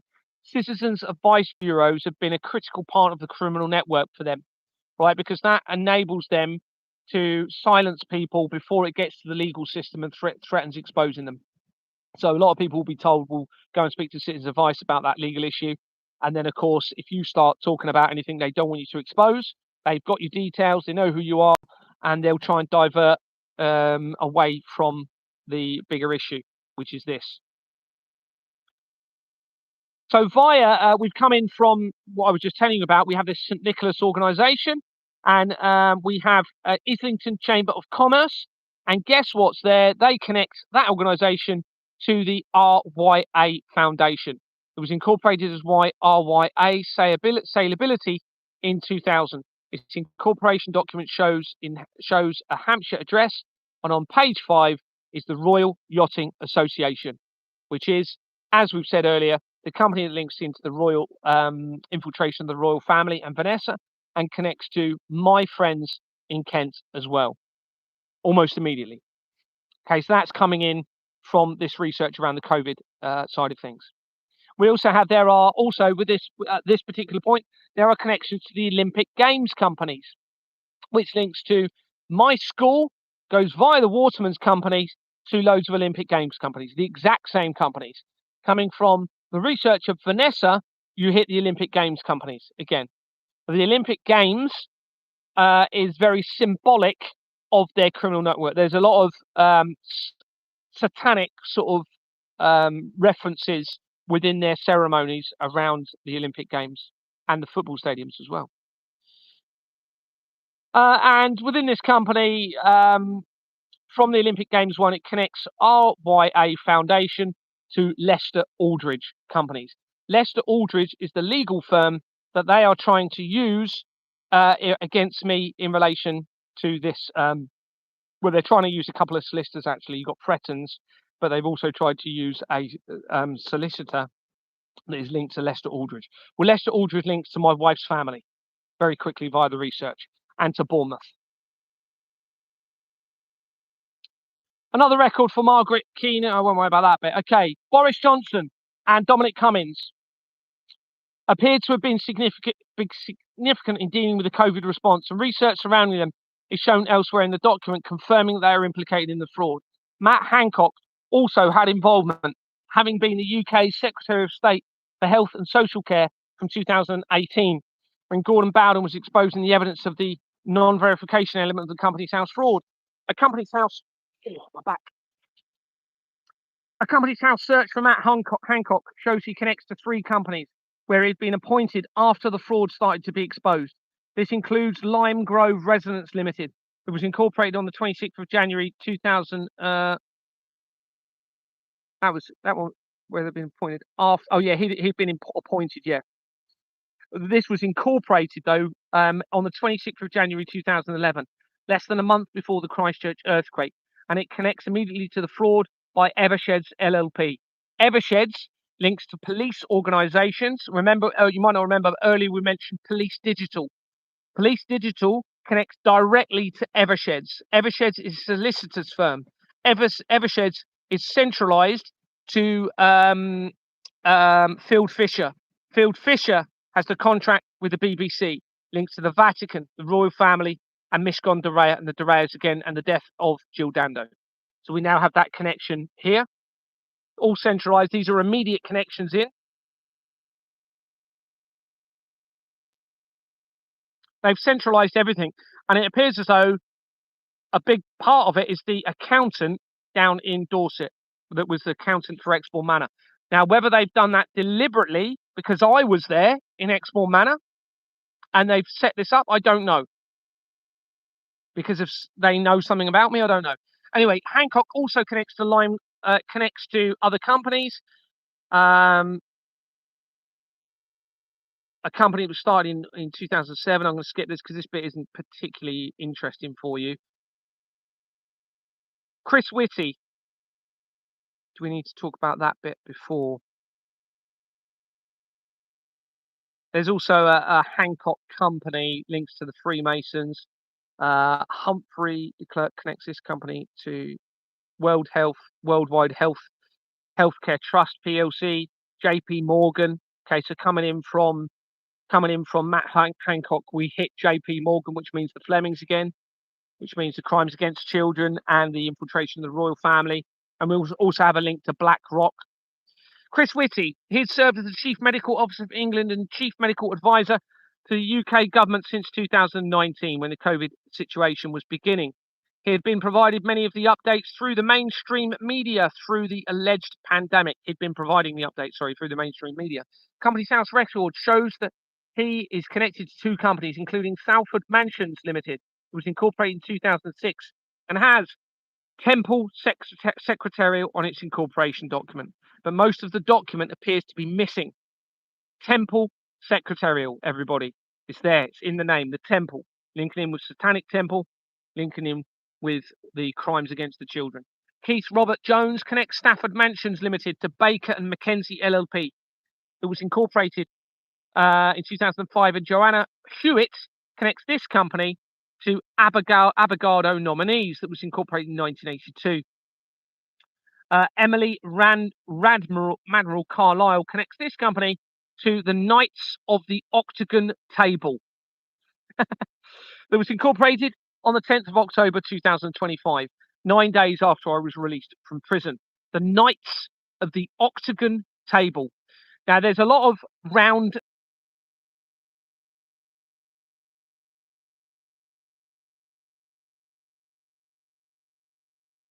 You're frozen, Gary. Am I missing something with PC Waterman on here? What's he saying?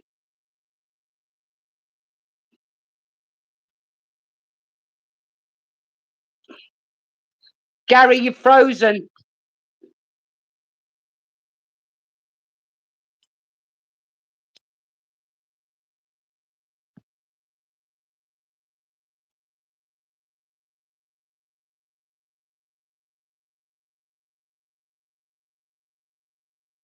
Yeah, somebody tell me what PC Waterman's saying, please. He seems to have blocked me because I can't see his messages.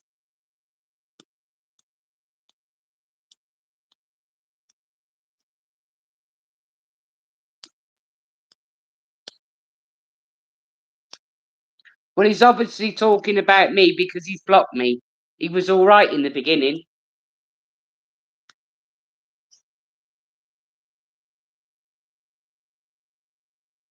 Gary, you're frozen.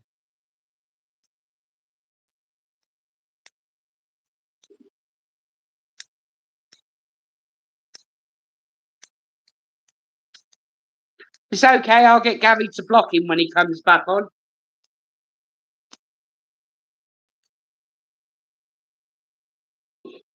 It's not a turkey neck, it's a scar from the dentist where they cut my throat by accident.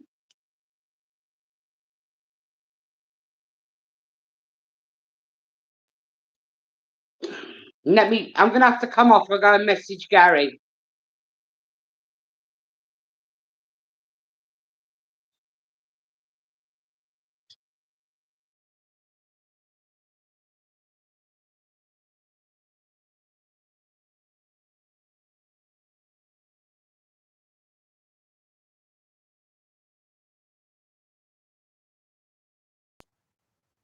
Obviously, it's now becoming really, really relevant in all of this, and in fact, central to this whole thing, it seems. Oh, where have you gone, Vanessa?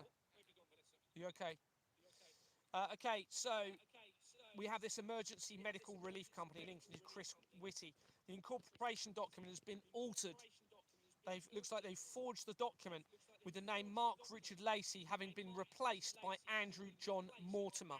They crossed the name out, put another name after the incorporation. That's probably as the exposure happened. It connects straight to the fraud by Allen and Overy. And page 9 of the incorporation document. Sorry, Vanessa? Gary, you've Yep. gone quiet. And can you block PC Waterman? He's normally quite good. Can you? That's it. I'll just have a look. I'm just looking at the comments now.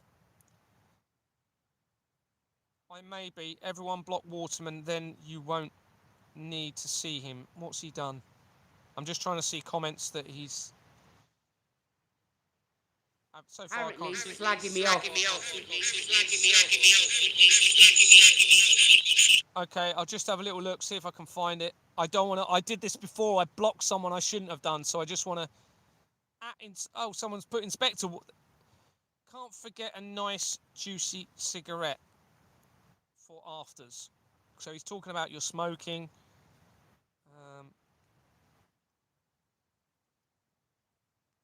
I'm just seeing if there's any other comments that he needs to be blocked for. Absolutely, Air Force Dave, get them biscuits out and dunk them in that coffee.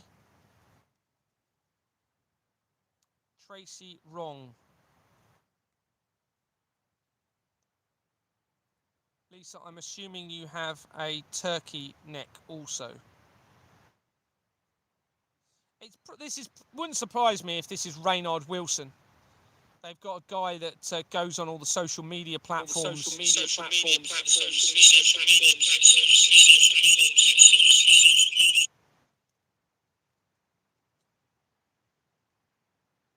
I'm just trying to read his comments. I don't want to block him unless I feel is it just me or has Vanessa got a turkey neck? Yeah, you're not being very nice, are you, PC Waterman and Inspector Waterman? It's a charge. You shouldn't be saying things like that. You should be focusing on the evidence.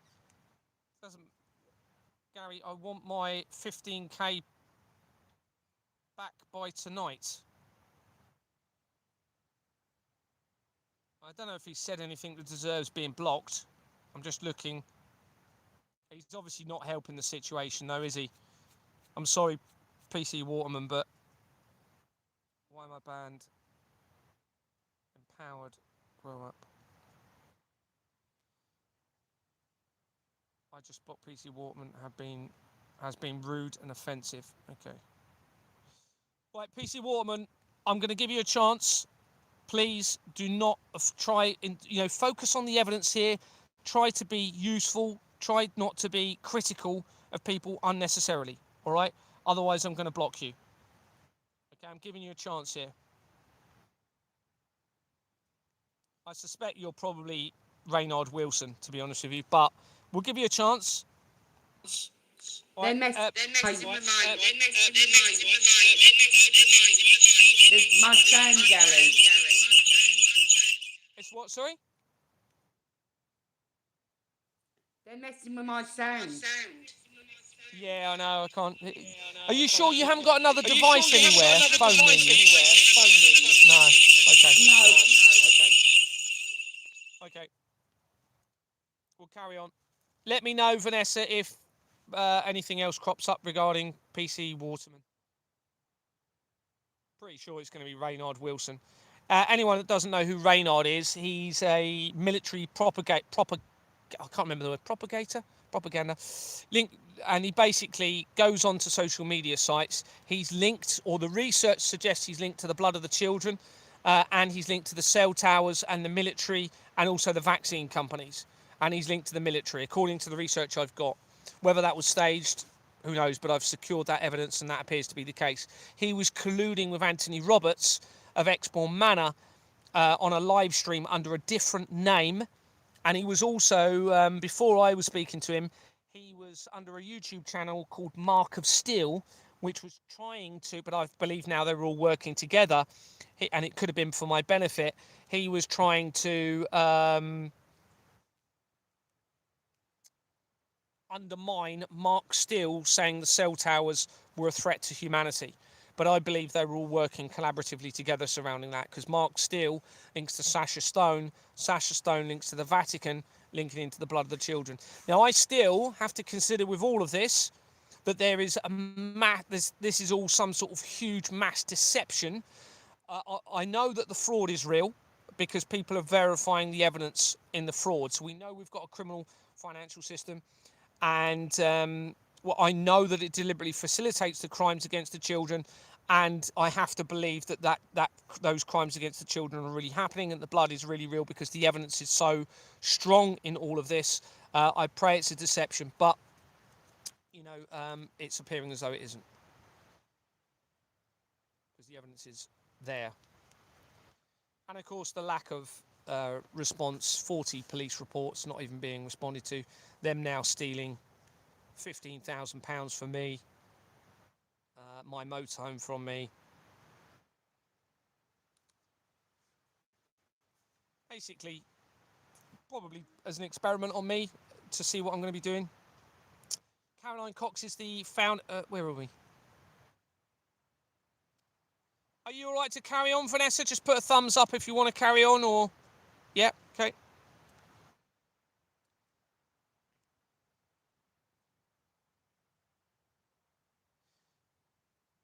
says more links to Eversheds. Again... Oh, we mentioned. Oh, sorry, I was going into this, wasn't I? So Chris Whitty, this other company is connected to. It has a Baroness Caroline Cox of Queensbury connected to Christian Solidarity International, showing another connection to the crimes and religious establishments. Caroline Cox is the founder. Look, listen to this. So this is an immediate connection. This is a company called Medical Emergency Relief International that Chris Whitty was a director for, okay? And it dissolved in July 2024 when I was releasing the evidence of the blood of the children. Caroline Cox is linked to it. She is the founder, Chancellor of Bournemouth University in Dorset. So we have a link to Bournemouth. Remember, Bournemouth is where Exbourne Manor is based. And this is close to where my inquiries began, at Exbourne Manor. She's a vice president of the Royal College of Nursing. She claims to be a Christian, and since 2009 has participated in the conservative umbrella body of the Church. 2009, the body with the Church of England, the Federation of Confession Anglicans, led by her close associate, then Bishop of Rochester in Kent.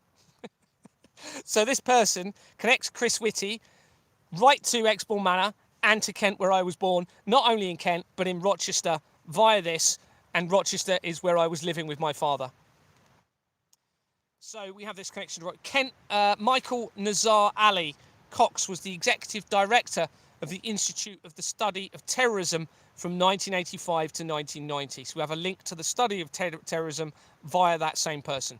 She was also the founder, trustee of Merlin Medical Emergency Relief International, which was founded in 2013, the year after CERN supposedly discovered the God particle. And it merged with Save the Children. And most of its activities had stopped by, this is according to the research, stopped by April 2016 as the Pizzagate scandal became exposed. The charity, Merlin, was dissolved on the 16th of July 2024 as I was exposing the connections to the blood of the children and the fraud. Medical Emergency Relief International features in the research of Michelle Mone and the PPE scandal, and connecting to the Royals and Ghislaine Maxwell, as shown elsewhere in the document. Different subject, same subject but different area. Operation Warp Speed, according to the articles, was the US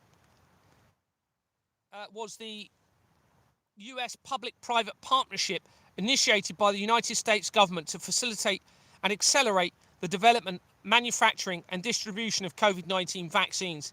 therapeutics and diagnostics. The first news report of Operation Warp Speed was on April the 29th, 2020. And the program was officially announced on May the 15th, 2020. It was headed by Monchel Slaoui from May 2020 until January 2021, when Donald Trump was no longer the president, and by David A. Kessler from January to February 2021, at the end of February 2021. At the end of February 2021, Operation Warp Speed was transferred into the responsibilities of the White House COVID-19 response team.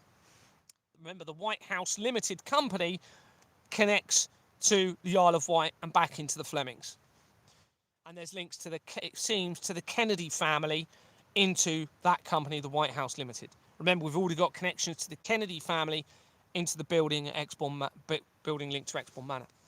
The program promoted mass production of multiple vaccines and different types of vaccine technologies based on preliminary evidence. Then there were clinical trials. The plan anticipated that some of the vaccines would not prove safe or effective, making the program more costly than typical vaccine development, but potentially leading to the availability of viable vaccines several months earlier than typical timelines. As mentioned, Moncef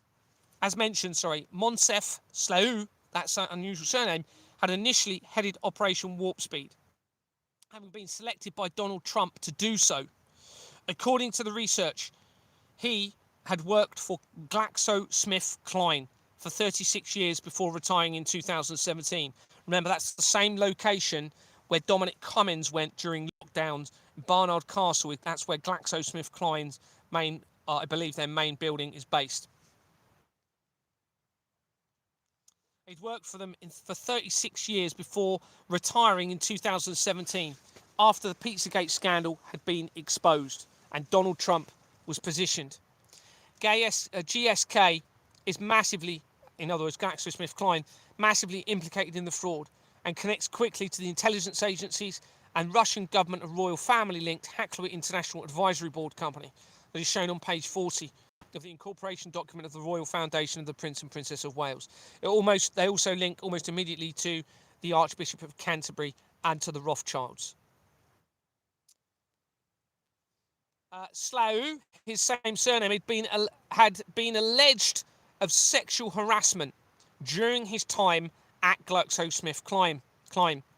He has connections to Switzerland, and in 1988, the year before the World Web was created for CERN, is when he had those links to Switzerland. Slaoui, his surname, we'll just say Slaoui, had also worked for Pharmaceutical Research and Manufacturers America, or PHRMA, Pharma, almost without the A, first A, that had originally been founded in 1958. The same year, Charles had been initiated to become the Prince of Wales, and when NASA was also founded, one lesser short of Satan. This facilitated the centralised criminal and apparent plans against creation using Companies House. The Companies House search for him shows he was appointed to International AIDS Vaccine Initiative, Inc., from 2014 to 2018. The company had been incorporated in October 2007, the month after Exbourne Manor Freehold Limited was incorporated, when my investigation began, and it has a registered address of 125 Broad Street in New York City as of the 17th of November 2025, as I was exposing the fraud. Unusually, none of the directors are connected to more than this company. AIDS concerts have already been featured in the research. Remember, this is an AIDS company. Already been researched, and AIDS will link in with vaccines with COVID, because you have the same people working on the vaccines, supposedly, that you would have had working on the vaccines for the AIDS. It already featured in the research of Bob Geldof linking to the Goldsmiths, and Princess Diana had been involved with AIDS projects. National AIDS Trust had been incorporated in 1987. Page 4 shows that Sir Austin Ernest Bride connects to Glaxo Holdings PLC, which is GlaxoSmithKline again, making an apparent reference to GlaxoSmithKline, and critically, it also shows Robert Maxwell of an address in Oxford. So you have a link directly to the Robert Maxwell on this AIDS document, which means Ghislaine Maxwell and everything else I'm talking about. The filing history shows that on the 27th of October 2025, as I'm exposing everything, and I got released from prison, its registered address was changed twice. On the same day, it was changed to 2 different addresses. Not long after that, I was released from prison, with it initially being care of Begbie's. I suspect that Begbie's is Begbie's trainer, which features throughout the fraud and connects immediately to JP Morgan, Collider companies, and therefore the Flemings. And that Collider company connects to a location linking with my family's, a solicitor in Bexley Heath in Kent, not far from America. And that then links to the critical evidence that I've got around Julian Assange and a doomsday cult surrounding that location, which then ties back in with Tommy Robinson.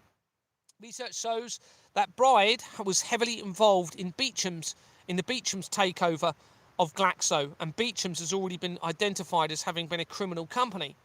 Bride apparently died in 2008.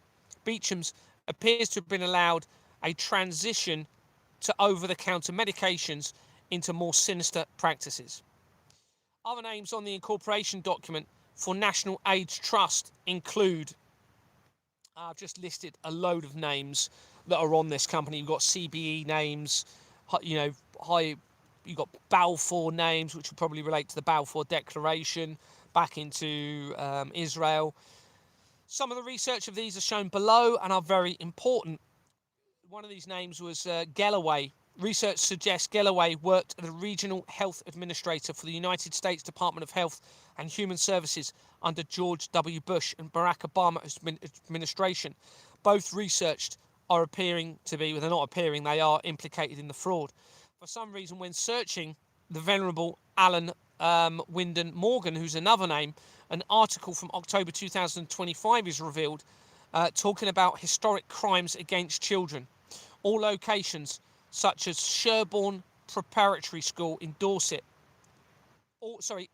at locations such as Sherborne Preparatory School in Sherborne in Dorset, with the important connections then being made to Sherborne School throughout my research. And Sherborne is critical. It's where artificial intelligence started to begin its life. Again, an attack on creation, probably to end all of creation or make somebody believe that would be the case. And it's where the leader of Qatar, country in the Middle East, was educated, and he owns a large part of the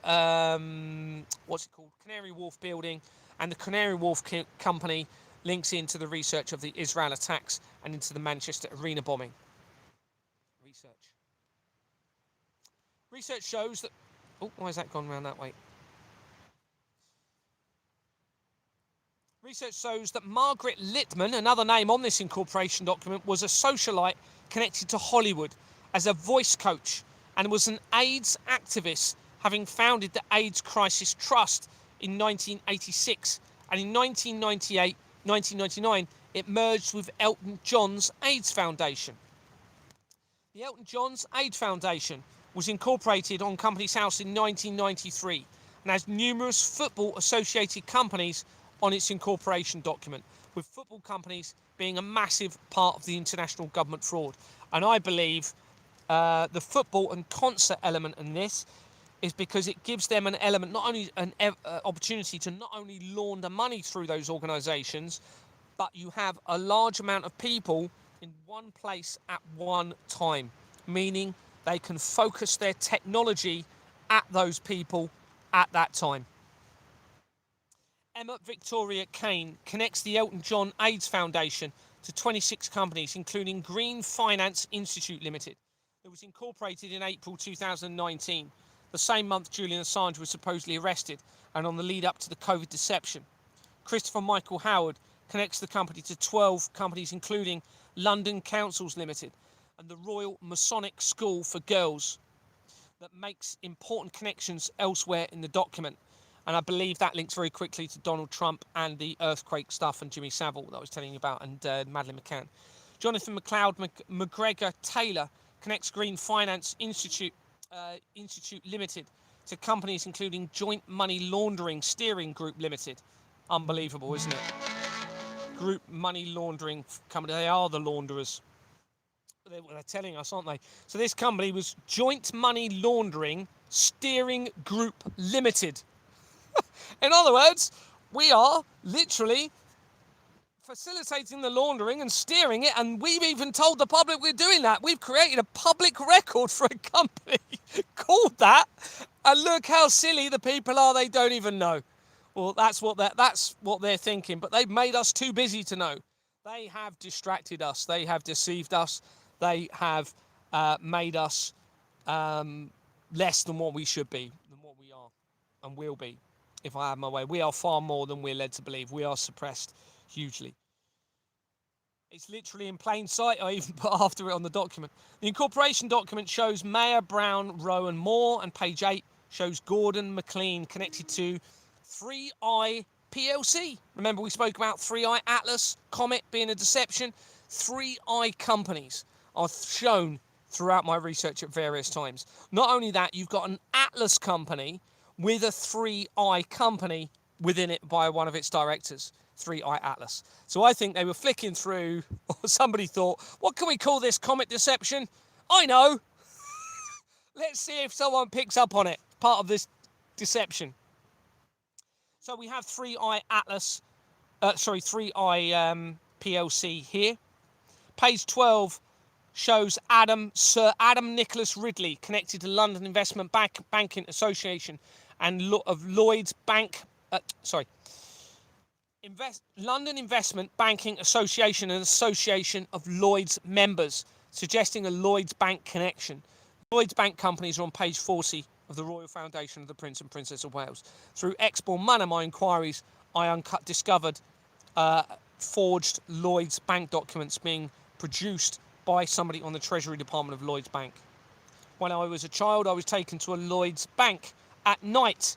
My friend's father worked at Lloyds Bank. We went there when it was closed for some reason, in Gillingham. Gillingham is the same location where the Masonic building is that links to my former school, that links to the Waterman's Company and the Knights Templar location. Referring back to Elton John's AIDS Foundation, Emma Victoria Kane also connects this company to the Close Film Sale and Leaseback 2045 LLP, making major connections throughout the research and to the Satanic Temple, United Kingdom, and also to the intelligence agencies and the Goldsmith family. That's via Elton John. Kane also connects. Now, it's possible Elton John didn't know and he was just using financial advisors and solicitors. Possible that he's not part of the crimes.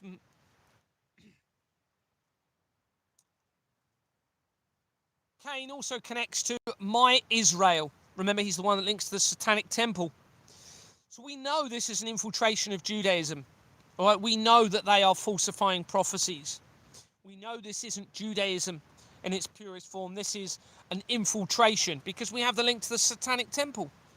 It's not Judaism if you have Satanists or a link to Satanists or someone trying to make it seem as though it's Satanists, potentially. We have to consider that, I suppose. But I believe it's an infiltration, and you have a very group of sinister people that probably don't believe in anything, and in terms of a faith, what are you laughing at? Don't believe in anything, and this is why they're John. I'm listening to the comments about PC Waterman. Oh, does he need banning? Is he behaving himself? Yes. He does. No. Okay, sorry, PC. I can't mess around with you. There you go. He's gone. What was it going to say? I can't remember what I was saying here. Right, let's get back to the document.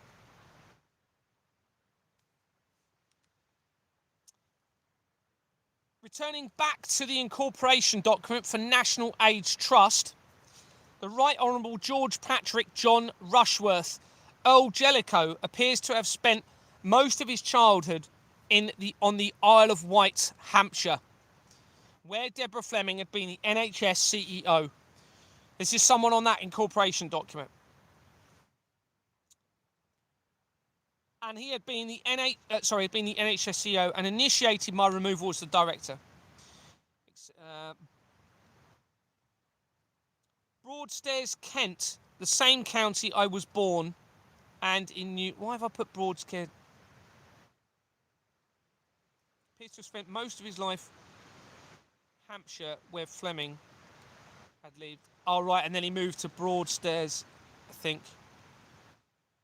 I've missed a little bit there.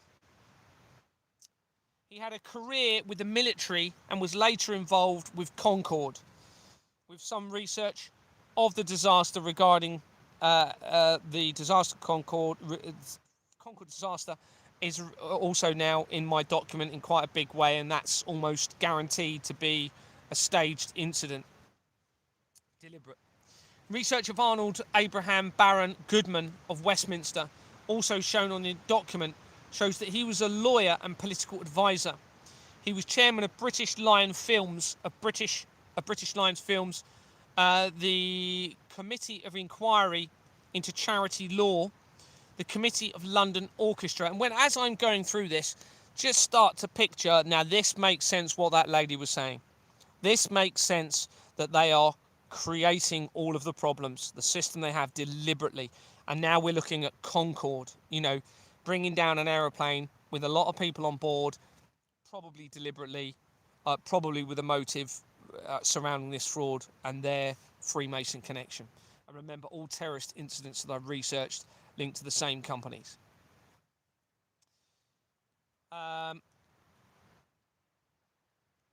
So these are organisations that he was connected: the London Orchestra, the Housing Corporation, the National Building Agency, the Newspaper Proprietors Association, and the Observer Trust, as well as being director of the Royal Opera House and Sadler's Wells, which are critical throughout my research and linked to the earthquake in Christchurch. He was governor of the Royal Shakespeare Theatre, a member of the Planning Committee of the Open University, and president of the Theatrical Advisor Committee. He was a senior fellow of the Royal College of Art and honorary fellow of the Royal College of Art as well. The research also suggests after Goodman's death, one of his wealthy clients, Lord Portman, alleged that Goodman stole funds worth £10 million from his family's trust. Goodman was often portrayed by Private Eye as a sinister power behind the throne. According to a documentary made by Richmond Bond on Channel 4, The Gangster and Pervert Peer, which is what the show was called, screened on the 16th February 2009, Goodman, who never married, was one of the chief parties responsible for suppressing investigations by journalists which exposed how Lord Boothby and others were responsible for protecting the Krays from justice. Official MI5 records declassified on the 22nd of October 2015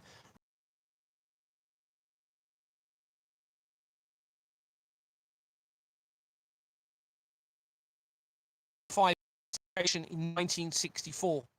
This is incredible. Suggests the Krays may have been of the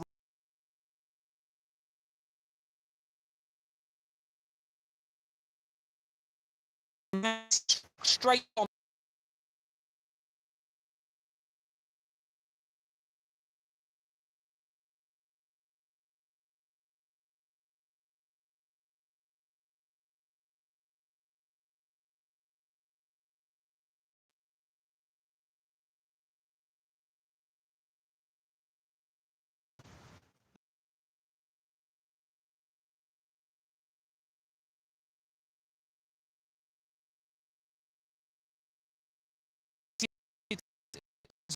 night and commander of Empire in 29.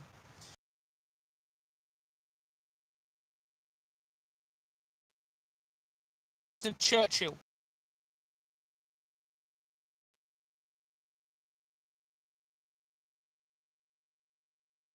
had worked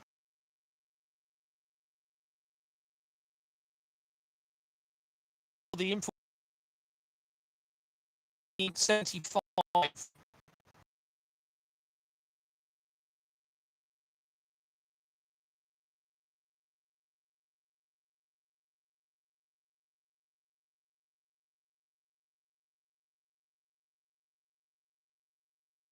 was in.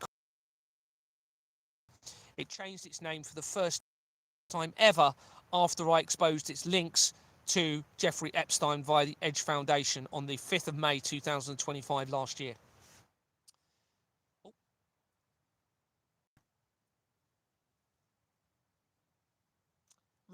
Winston Churchill has also been, which is mentioned here. He worked for under Winston Churchill, and Winston Churchill's family are implicated in the criminal network, according to this research. He was president of the. He was also the president of the Anglo-Israel Association, which links back into the deception surrounding Israel and everything that's going on. And he became a Knight Commander of the British Empire in 1953, the same year that the Queen was coronated. Remember, this is Lord Boothby, who was involved directly with the Kray twins. Okay, so this now creates that direct connection. During the 1950s, Boothby was a keen advocate in decriminalising homosexuality. Remember, the transgender agenda in the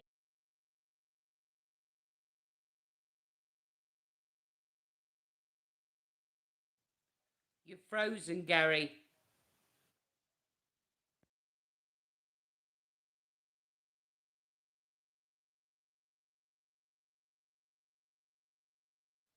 Yes, I believe Epstein is still alive. He's too important. with a man and they're a man or a woman, that's absolutely fine. What I have a problem with is when you have a government agenda deliberately pushing that to happen to an ultimately conclusive end of creation event. That is what I have a problem with. Sorry, Vanessa, did you want to say something? No. During the 1950s, Boothby was keen to advocate for, I've mentioned that, decriminalising. This was 1953. In 1953, he made moves that he claimed led to the Wolfenden Report of 1957, led by John Frederick Wolfenden, that eventually led to law changes in relation to homosexuality. Wolfenden became the director of the British Museum from 1969. 2 points. British Museum is where the Albert Pike letter was removed from. Okay, links almost immediately to Jeffrey Epstein and the blood of the children. 1969 is the year that Charles became the Prince of Wales. And in 1973, why have I put that? Saying that Charles became the Prince of Wales, and in 1973 the world was completed. Not too sure why I've mentioned that on there. The British Museum, as I've said, Boothby had an affair with Lady Dorothy Macmillan in 1930, according to the research, daughter of the Prime Minister, from 1957 until 1963. Harold Macmillan, of the daughter of Harold Macmillan, and this makes connections to a possible cover-up by the police of the death of Edward Cavendish in the presence of suspected serial killer and general practitioner John Bodkin Adams. Macmillan companies are connected to the researcher Robert Maxwell, shown elsewhere in the document. Boothby apparently met Reggie Kray in 1963, which is the same year as the apparent assassination of JFK, and they supplied him with young men. So Boothby met Reginald Kray, 1963, who supplied Boothby with young men, and arranged orgies at Cedar Court, where the Kray twins lived. And the Krays received favours from Boothby in return. Remember, Boothby is connected to the Prime Minister at the time of the United Kingdom. Massive connections now to the Krays and the influence of the government surrounding the Krays and how this all ties in. It had been claimed that those who tried exposing Boothby were targeted actively, which involved directions given by Goodman, shown on the incorporation document of National AIDS Trust. Documents released in 2015 apparently showed that MI5 used the Krays to gather evidence of homosexual activity of politicians and established figures. So this is a big element of their control mechanism. And obviously we've seen this with the Jeffrey Epstein side of things, and how this links in with the sex trade, the drugs, probably the blood of the children coming along with that as well at times, because that will be the real underground stuff going on. But you can see how they've used the sexual immorality element of this to control people, all right, by gaining evidence and information on people. Research of Jeremy Norman, shown on the incorporation document, on that we're still talking about the same document, shows that his ventures have included the Mayfair Club, that apparently involved the Goldsmiths, the gay nightlife scene, and partnerships with Richard Branson of the Virgin Foundation that features heavily throughout the fraud. And Virgin Foundation companies link almost immediately in to my wife's former employer that worked in Sherborne, and obviously we mentioned the importance of Sherborne in Dorset earlier. The Right Honourable Patrick Name, mentioned on the incorporation document, also was a senior British servant who in 1982 became a member of Lord Frank's official inquiry into the Falklands War and was governor of the Ditchley Foundation that was founded in 1958 when Charles was initiated to become the Prince of Wales and NASA was formed. This organisation holds conferences primarily on British-American relations. Jonathan Hill is its current chairman, and among other roles is a senior advisor for Freshfields, Bruckhouse, Derringer. Freshfields, remember, is the company that is the solicitor for the BBC. And this is all on that incorporation document. So you can see how the whole system is compromised through this central criminal network, all going back into the Vatican, because it is they're deliberately trying to lead the world into a falsified, or somebody is, the infiltration of the Vatican, I believe, is doing it. I believe they've infiltrated scripture, and I suspect that the tribulation element within the scripture has been falsified as part of their connection to the collider technology and the actual sinister belief, whatever they may, or not belief, is it? Lack of belief, shall we say, because they're, it seems that they're taking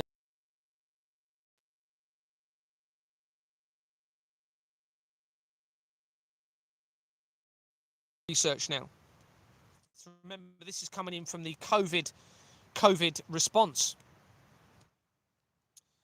Other notable members include George Robertson, who was the deputy chairman for Russian oil firm, Russian oil firm, TNK-BP, and was NATO Secretary General and Secretary of State for Defence, and former UK Prime Minister John Major. Now, I've already found connection to the Creighton's associate Pearson, the Pearson connection, I believe that was what it was from. Remember, we mentioned Pearson, linking to Amanda Pearson, I believe. Amanda Pearson, who was positioned as the Chief Constable of Dorset after the resignations, etc., and movements. I believe, what was I going to say about that? There was somewhere I was going with that. What was it I read? Oh, yeah. The connections from the Crays associates makes the links into NATO. All right, and we have this mention now here of NATO, and that is within my research document. And there's a mention of John Major here. So John Major had been the British Prime Minister from 1990 to 1997. Key times, 1990 is when the Gulf War started, the year after the World Wide Web was created for CERN. 1997, when he stepped down, was when the year that the Princess Diana died, and also the death of the original founder of the Church of Satan. And it looks like that's when they were really planning the World Trade Center disaster deception on the lead up to that. Anyway, he was overseeing some important defining moments in the centralized criminal network, as I've just said. What else I put there? He also oversaw, obviously, 1992, when the Catholic Church became a legal entity and the Company's House record register started to become electronic. When he was the Prime Minister. A Company's House search shows that John Major connects to the Queen Elizabeth Diamond Jubilee Trust that was incorporated with CERN scientists and Stephen Hawking. Was incorporated in January 2012. Mr. Line. Less than 3 months before Jeffrey Epstein appeared to meet with CERN scientists and Stephen Hawking. It has How Management Limited on its incorporation document, and Richard John Carey Chartres and the Lord George Isle Macleay Robertson, as previously mentioned, connected to the Ditchley Foundation. So we have that connection back to the research. Remember, you might not have heard me, but the Ditchley Foundation was mentioned with somebody on the incorporation document for the AIDS company. So we now have that direct link to John Major. The Right Reverend and Right Honourable Richard John Carey Chartres connects the Queen Elizabeth Jubilee Company to 12 companies, including London Diocesan Fund and the London Diocesan Board, which are, at least one of those is a criminal organisation. And they also connect to Coexist Foundation that makes important connections through the fraud. Now, this creates a religious a connection to the religious establishments immediately, all right, which, you know, as I keep saying, everyone needs to realise the religious connection in all of this. It's so very important because that enables us to consider the theory behind all of this and what they're aiming at, and what you know, it gives another dimension of understanding as to what we're all facing here because of this religious connection. Research shows Chartres, the person we've just mentioned, being connected to the Church of England and having spoken about his great uncle John Smith Chartres being a member of Sinn Féin and gun runner for Michael Collins. Jerry Adams, also of Sinn Féin, has been connected to fairly quickly to the Royal Foundation of the Prince and Princess of Wales, and he actually links quickly to Ingenious Film Partners too, which links to my upbringing. On the 15th of May 1992, as key events in the fraud were taking place, Chartres, this person, was nominated Bishop of Stepney, an area bishop in the Diocese of London. He was consecrated as bishop on the 22nd of May 1992 at St Paul's Cathedral by George Carey, the Archbishop of Canterbury at the time, and that has already been connected to major areas of the fraud. In London in 1995, the same year that the Hackney International Advisory Board was founded, on page 40 of the incorporation document. I'm going to probably wrap it up. Vanessa, is there any specific evidence you wanted me to look at before we, in the document, before we finish? Barbara Emery. Okay, let's have a little look. Just tell Vanessa, if you can, I don't know if it will echo, but tell everybody your importance in relation to Barbara Emery, please, again, whilst I'm finding it. Barbara Emery said that she was my auntie. Gary, it's echoing too much. Okay, no worries. No worries.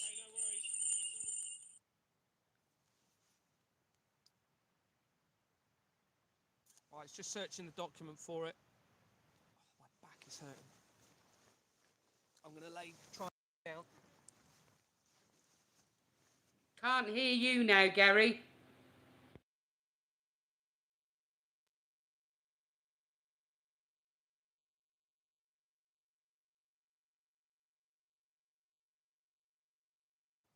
Sorry, I accidentally pressed the mute button. Okay, I've had to lie down because my back's aching a little bit. Okay, so Barbara Emery. I'll just go back a little bit, actually, like Blackpool Pleasure Beach, because in July 2021, articles emerged of Barbara Thompson of Blackpool Pleasure Beach having died. And obviously the Thompsons, as you know, Vanessa, are very relevant to Blackpool Pleasure Beach. Barbara Thompson was still alive in 2022. Oh, right, okay. Unless I've got the wrong year there. Then they changed it to Amanda Thompson. Yeah, she's the main manager of the of Blackpool Pleasure Beach, apparently. Now, just for everyone's relevance, the Thompsons, we mentioned it earlier, but let's just mention it again. So the Thompsons run the Blackpool Pleasure Beach, where the infiltration appeared to have taken place involving Vanessa and her kidnapping. And my family linked to Thompsons, okay, via the Cray connection. And I actually have somebody who's still alive, and I'm not going to name them because at the moment I don't know that they're part of this. And they have the Thompson name. Now, what was I going to say about that? Earlier we mentioned Arthur Thompson, who was the Glasgow gang leader, if you like, who the Cray twins were associating with, and they were trying to collude on how they could take over the Beatles. And this links in, I believe, with the information of Paul McCartney having been potentially having died in 1966 when the Church of Satan was founded, and them using a fake Paul McCartney. Anyway, let's get back to Barbara Emery. I'll just try and explain So a search for Barbara Emery on Company's house through Google reveals a person of that name connected to F.J. Emery Oils Limited. It was incorporated in 1960. It connects immediately to the fraud by Shaw and Sons Limited on its incorporation document. Now, Shaw and Sons, I'm pretty sure, I haven't put it here, pretty sure that is the company on the incorporation document that links directly to me. I'm pretty sure where my school was, and I think it's on the incorporation document either for the Waterman company or for the MK Limited company that links to my school. So you then have that link straight to a Barbara Emery to me, I think, from this, but I'd have to check that. I suspect that the word oil may sometimes refer to the blood of children. So this company is called F.J. Emery Oils Limited. Gary. Yep. Michael Emery's name is Michael Frederick John. Oh, there you go. Yeah, this is RFJ Emery Oils. Yeah, Frederick John Emery. Well, there you go. That would make sense, wouldn't it? Jeffrey Walter Humphrey is in the People record. Oh, sorry, I forgot this. We've got... Yes, that's not the FJ. Hold on.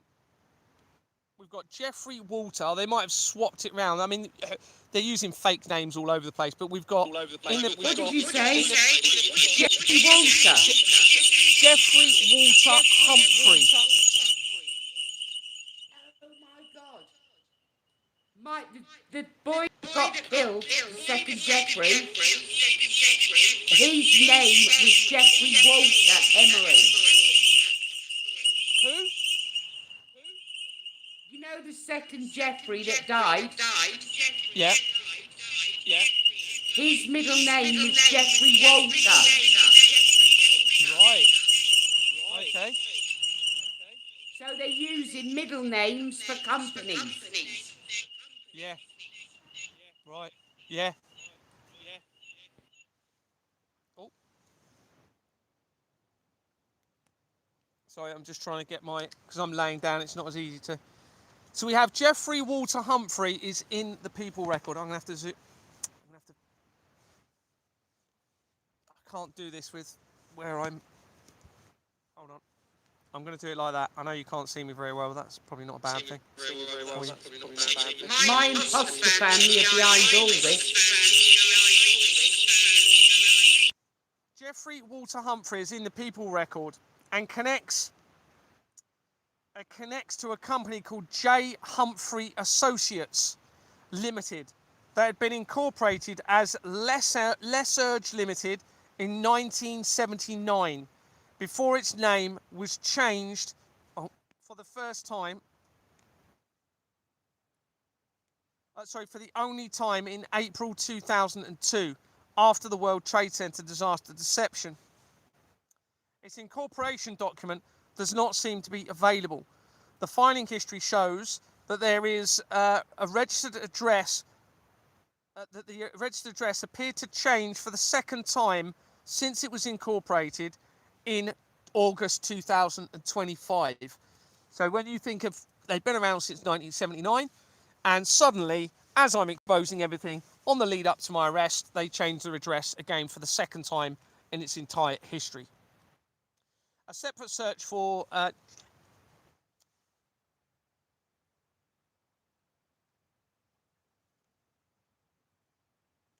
sugar. Right, I've got that round the wrong way. That's annoying. The document's round the wrong way here. I've put a bit of information in the wrong place. That's really annoying.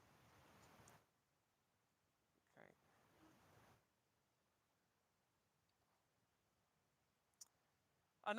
Another search reveals a Barbara Ann Emery, born in 1943, connected to 2 companies, including BT Energy Limited. Well, what do we know about BT? The Balfour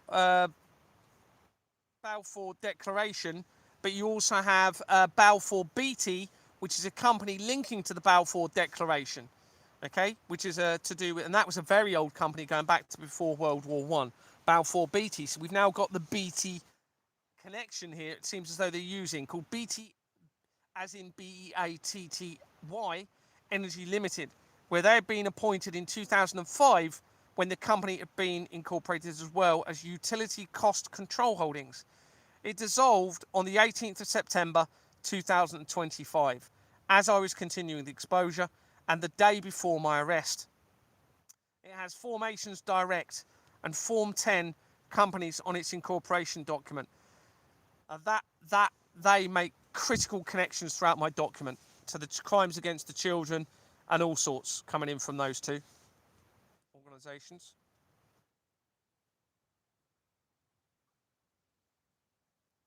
It has an address in Hampshire.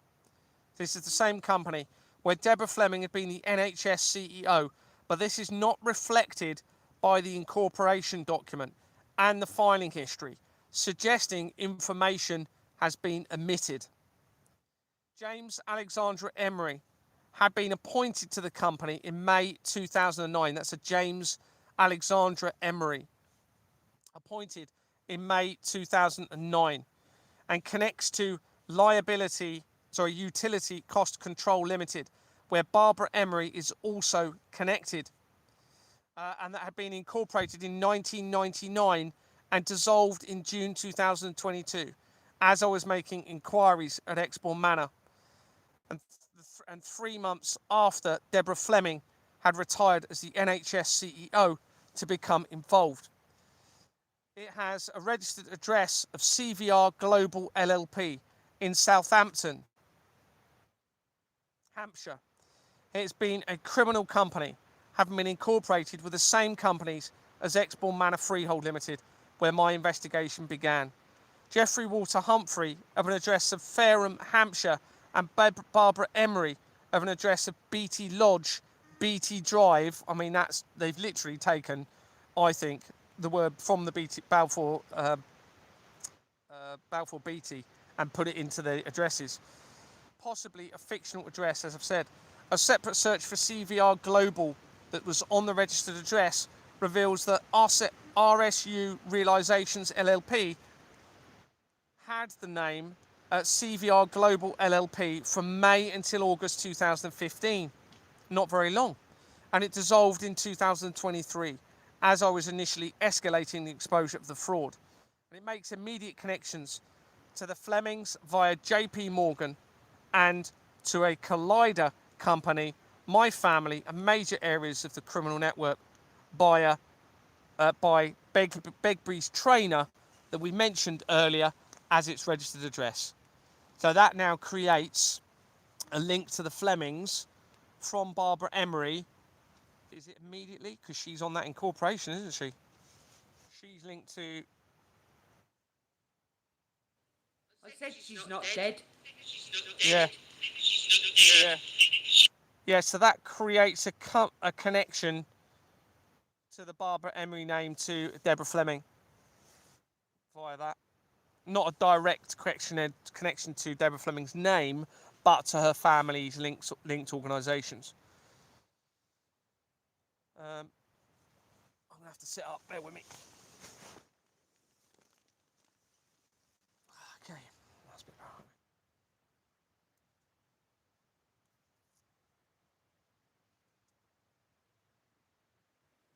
I'm going to come off in a minute, Gary.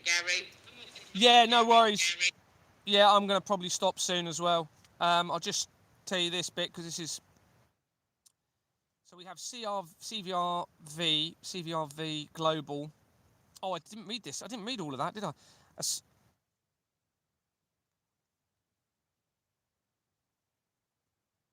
So, right, let me just go through a separate search for CVR Global, which is on the registration document, connects to Begbie's trainer, which links to obviously the Flemings, JP Morgan, etc. And then when you go, another record shows a Barbara Joan Emery, born 1941, connected to St Andrew's School Trust, where they had been appointed in 2017 after the Pizzagate scandal had been exposed, and resigned in August 2019, the same month that cell towers were erected in Wuhan. The company had been incorporated in 2008, and it has Burkett's LLP on its incorporation document. And Burkett's has previously been connected to Evolved Networks Limited in and connects to Nuffield Health Companies, with Nuffield linking quickly to the NHS, where Deborah Fleming had worked, and quickly to the Royal Foundation of the Prince and Princess of Wales, and links to most areas of the fraud, as shown in the research of Cyril Smith, Motorsports and Directed Energy Threat. St Andrew's School Eastbourne had already been connected directly to the Association of Chief Police Officers of the United Kingdom, as shown in the research of the company stemming from Julian Assange, and links to a doomsday cult that connects almost immediately to Deborah Fleming. So we're finding from the Barbara Emery multiple connections now into Deborah Fleming. Ronald Ramsey connects the St Andrew's School to 4 companies, including Mid Norton Citizens Advice Bureau. Citizens Advice Bureau is being centralised to the criminal network, and they connect to Ramsey Consulting Limited, that had been incorporated in 2005 and dissolved on the 15th of February 2022, a few days before Vladimir Putin announced his special military operation. And as I was making my early inquiries, it has JP Cores Limited and JP Core Limited on its incorporation document. This company is critical. That connection is now really critical, because JP Cords and JP Cores, as I said previously, are normally together and make critical connections immediately to Ping Pong Limited in the research of the Pizzagate scandal, linking directly to a record of Charles Reginald Kirk in the research of apparently assassinated Charles Kirk, an immediate connection to TJ Waste and Recycling, the location of the fire in Hampshire, within 48 hours of me publicising evidence of the torture of children and the blood, and linking to David Icke and possible drug trafficking, and the Russian government intelligence agency and royal family linked Hackler International Advisory Board. It also links to the research of the Brussels terrorist incidents in 2016 at the airport, to the election centre in the research of Rupert Lowe, linking to criminal firearms companies and possible hunting of children, and to Shaw and Sons Limited again, which is, yes, to my former school, which means that Barbara Emery connection that we mentioned earlier, the oil company, does link directly into my former school. Now, that's the chances of that. I mean, we're going to be connected. We're definitely going to be connected in this somehow. Definitely. I mean, we can see it all the way through the evidence. It's just overlapping continuously with what you've given me. And, you know, providing you're innocent, which it seems as though you are, and I have no reason to believe you're not, then, you know, that we're going to be somehow linked into this. Don't know how exactly, but it's obviously all very relevant. But we'll leave it at that. Thank you so much, Vanessa. Really appreciate it. I'm just going to hang around for a few minutes. Thank you very much, Vanessa. I'm going to see if anyone's got any questions, just to put them on the comments now. Thanks, Vanessa. Thank you. Take care. If anyone's got any questions for me, please put them on the comments now. I'll spend a few minutes trying to answer them. I'm sorry I haven't done a great job tonight going through the evidence. Thank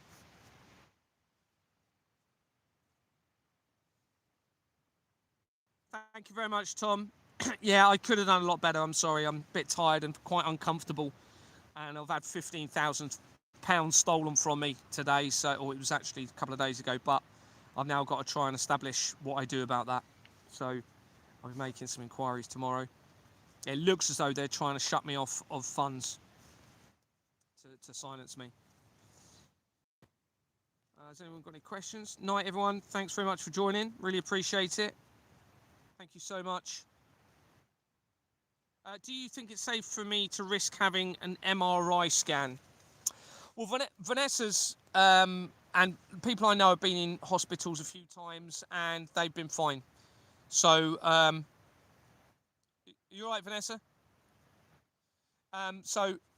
If Vanessa's safe, Vanessa's fine. She's still here. I personally don't trust the NHS. I will try and avoid at all costs going into any doctor or NHS, only because there is definitely a motive for them to get rid of me. So I will try and avoid that. I don't trust the NHS at all. I actually think the NHS was set up specifically because of this and how it links into all of the crimes and the children, the organ harvesting and the blood and the laundering of the money. And I'm sorry to say, I do suspect that they are implicated in a conspiracy actually causing health issues to people. Now, I'm not saying they're going to do that to you. I'm not saying they do it to everyone, but I think there is that ability through this fraud and that motive to actually do it. So in answer to your question, if you've got a serious life, you've got a serious problem and it's affecting your life, then you need to really get it, or try and get it sorted. The chances are it's been caused by them. Whether it be through the food, water, air. I don't know what your health issue is, but food, water, air, or the radiation, or the stress in your life that they have caused you deliberately through the system they've had. That video by that lady is brilliant. It's such an important video, and I've put it on my YouTube, on my TikTok. I do urge you to go and watch that video. It's only 10 minutes, and it is about them telling us what they've been doing to us, practically. And I suspect she's genuine, and she was given that role. Yeah, I need to do a bit more research around the money, but there's over 15 grand has come out of my account. I suspect they're going to try and tie it to the criminal court cases surrounding our divorce settlement, in which case I need to start making arrests, I think, because that means I'm on a time limit. If they're going to start stealing and preventing me from doing my exposure, then that means I'm being backed into a corner as to having to really escalate ending this entire criminal network. So I need to do a bit more work around it, establish what happened, because if I'm running out of time to be able to carry on doing what I'm doing, that means I've got to counteract that and really step up in doing something about this criminal network.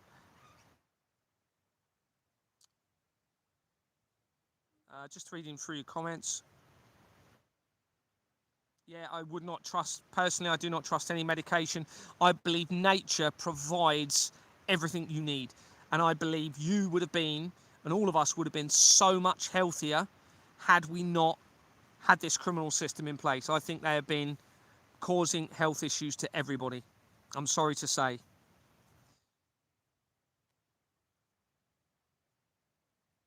Thanks, Gary. No, I definitely don't trust. Sending out the documents.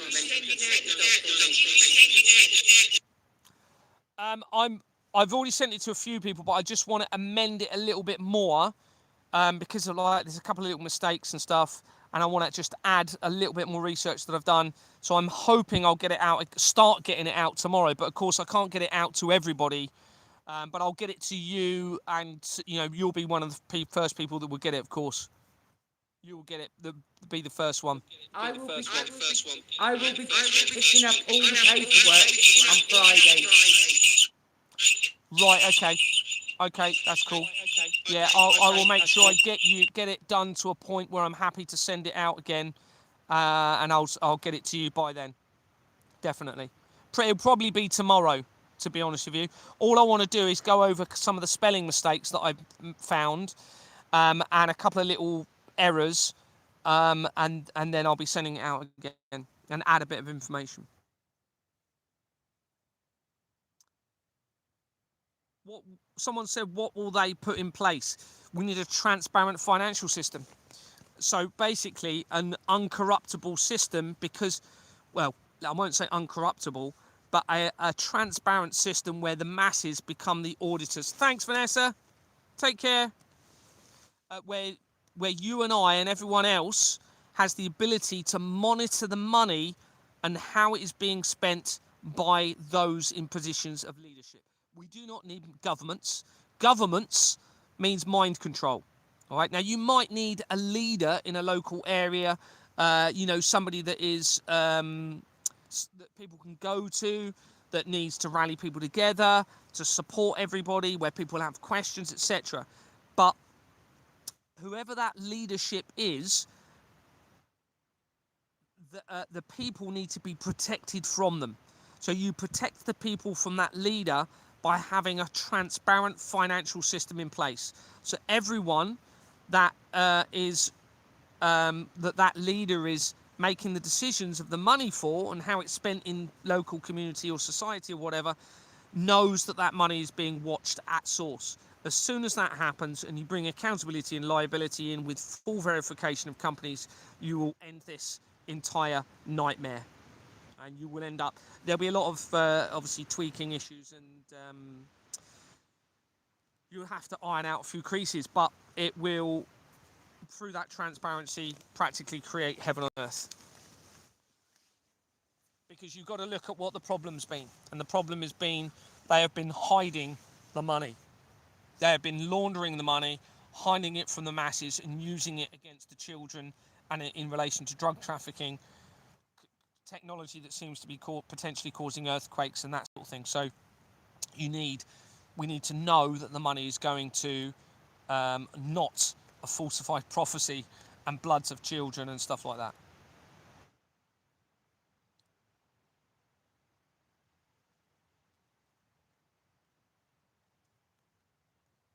Yeah, I will, Brian. I will be sending the document out. I just got to do a little bit more tweaking on it.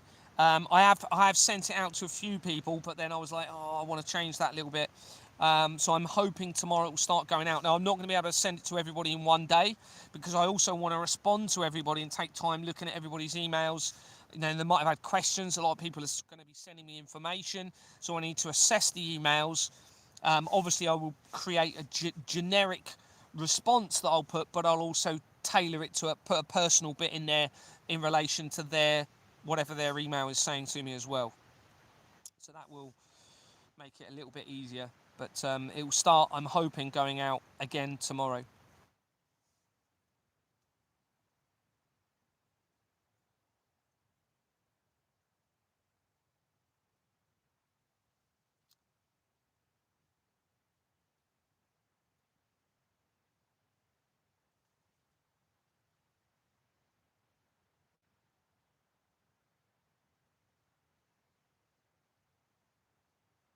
Get rid of Truth Finder. Goodbye.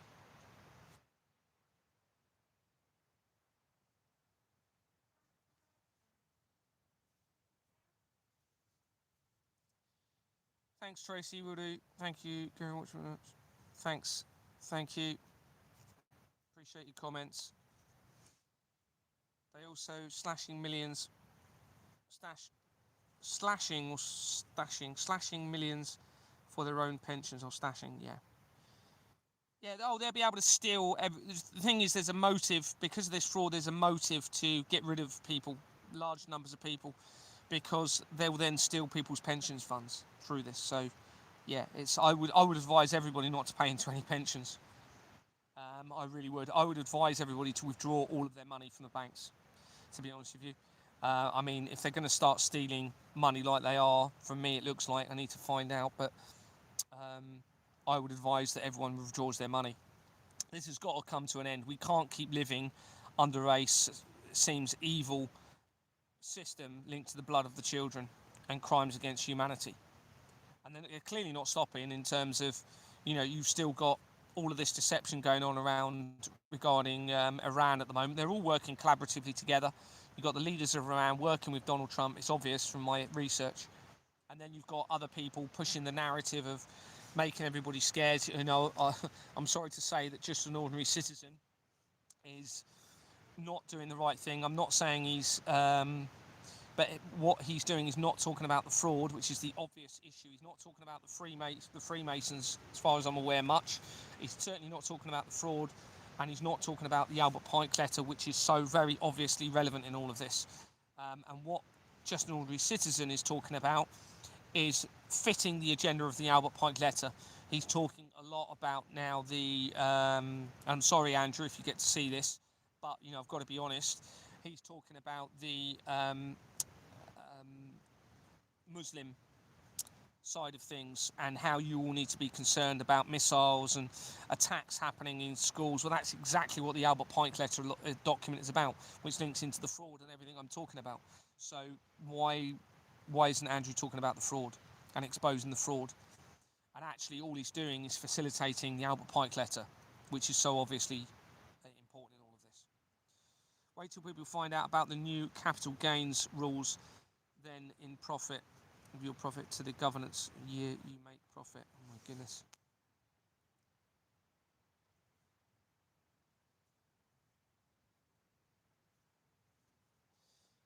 I'm going to go. Thank you so much, everybody. Really appreciate it. I'm sorry I haven't done a great job tonight. I'm sorry I had to delete PC Waterman. Shame on you for, you probably knew you were going to get deleted.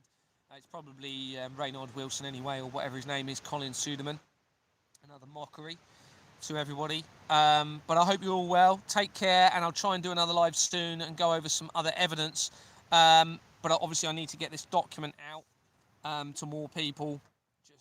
And I hope that will start going out tomorrow. What was I going to say? And yeah, thanks very much, and take care of yourself and speak soon. All the best. Take care. Bye bye.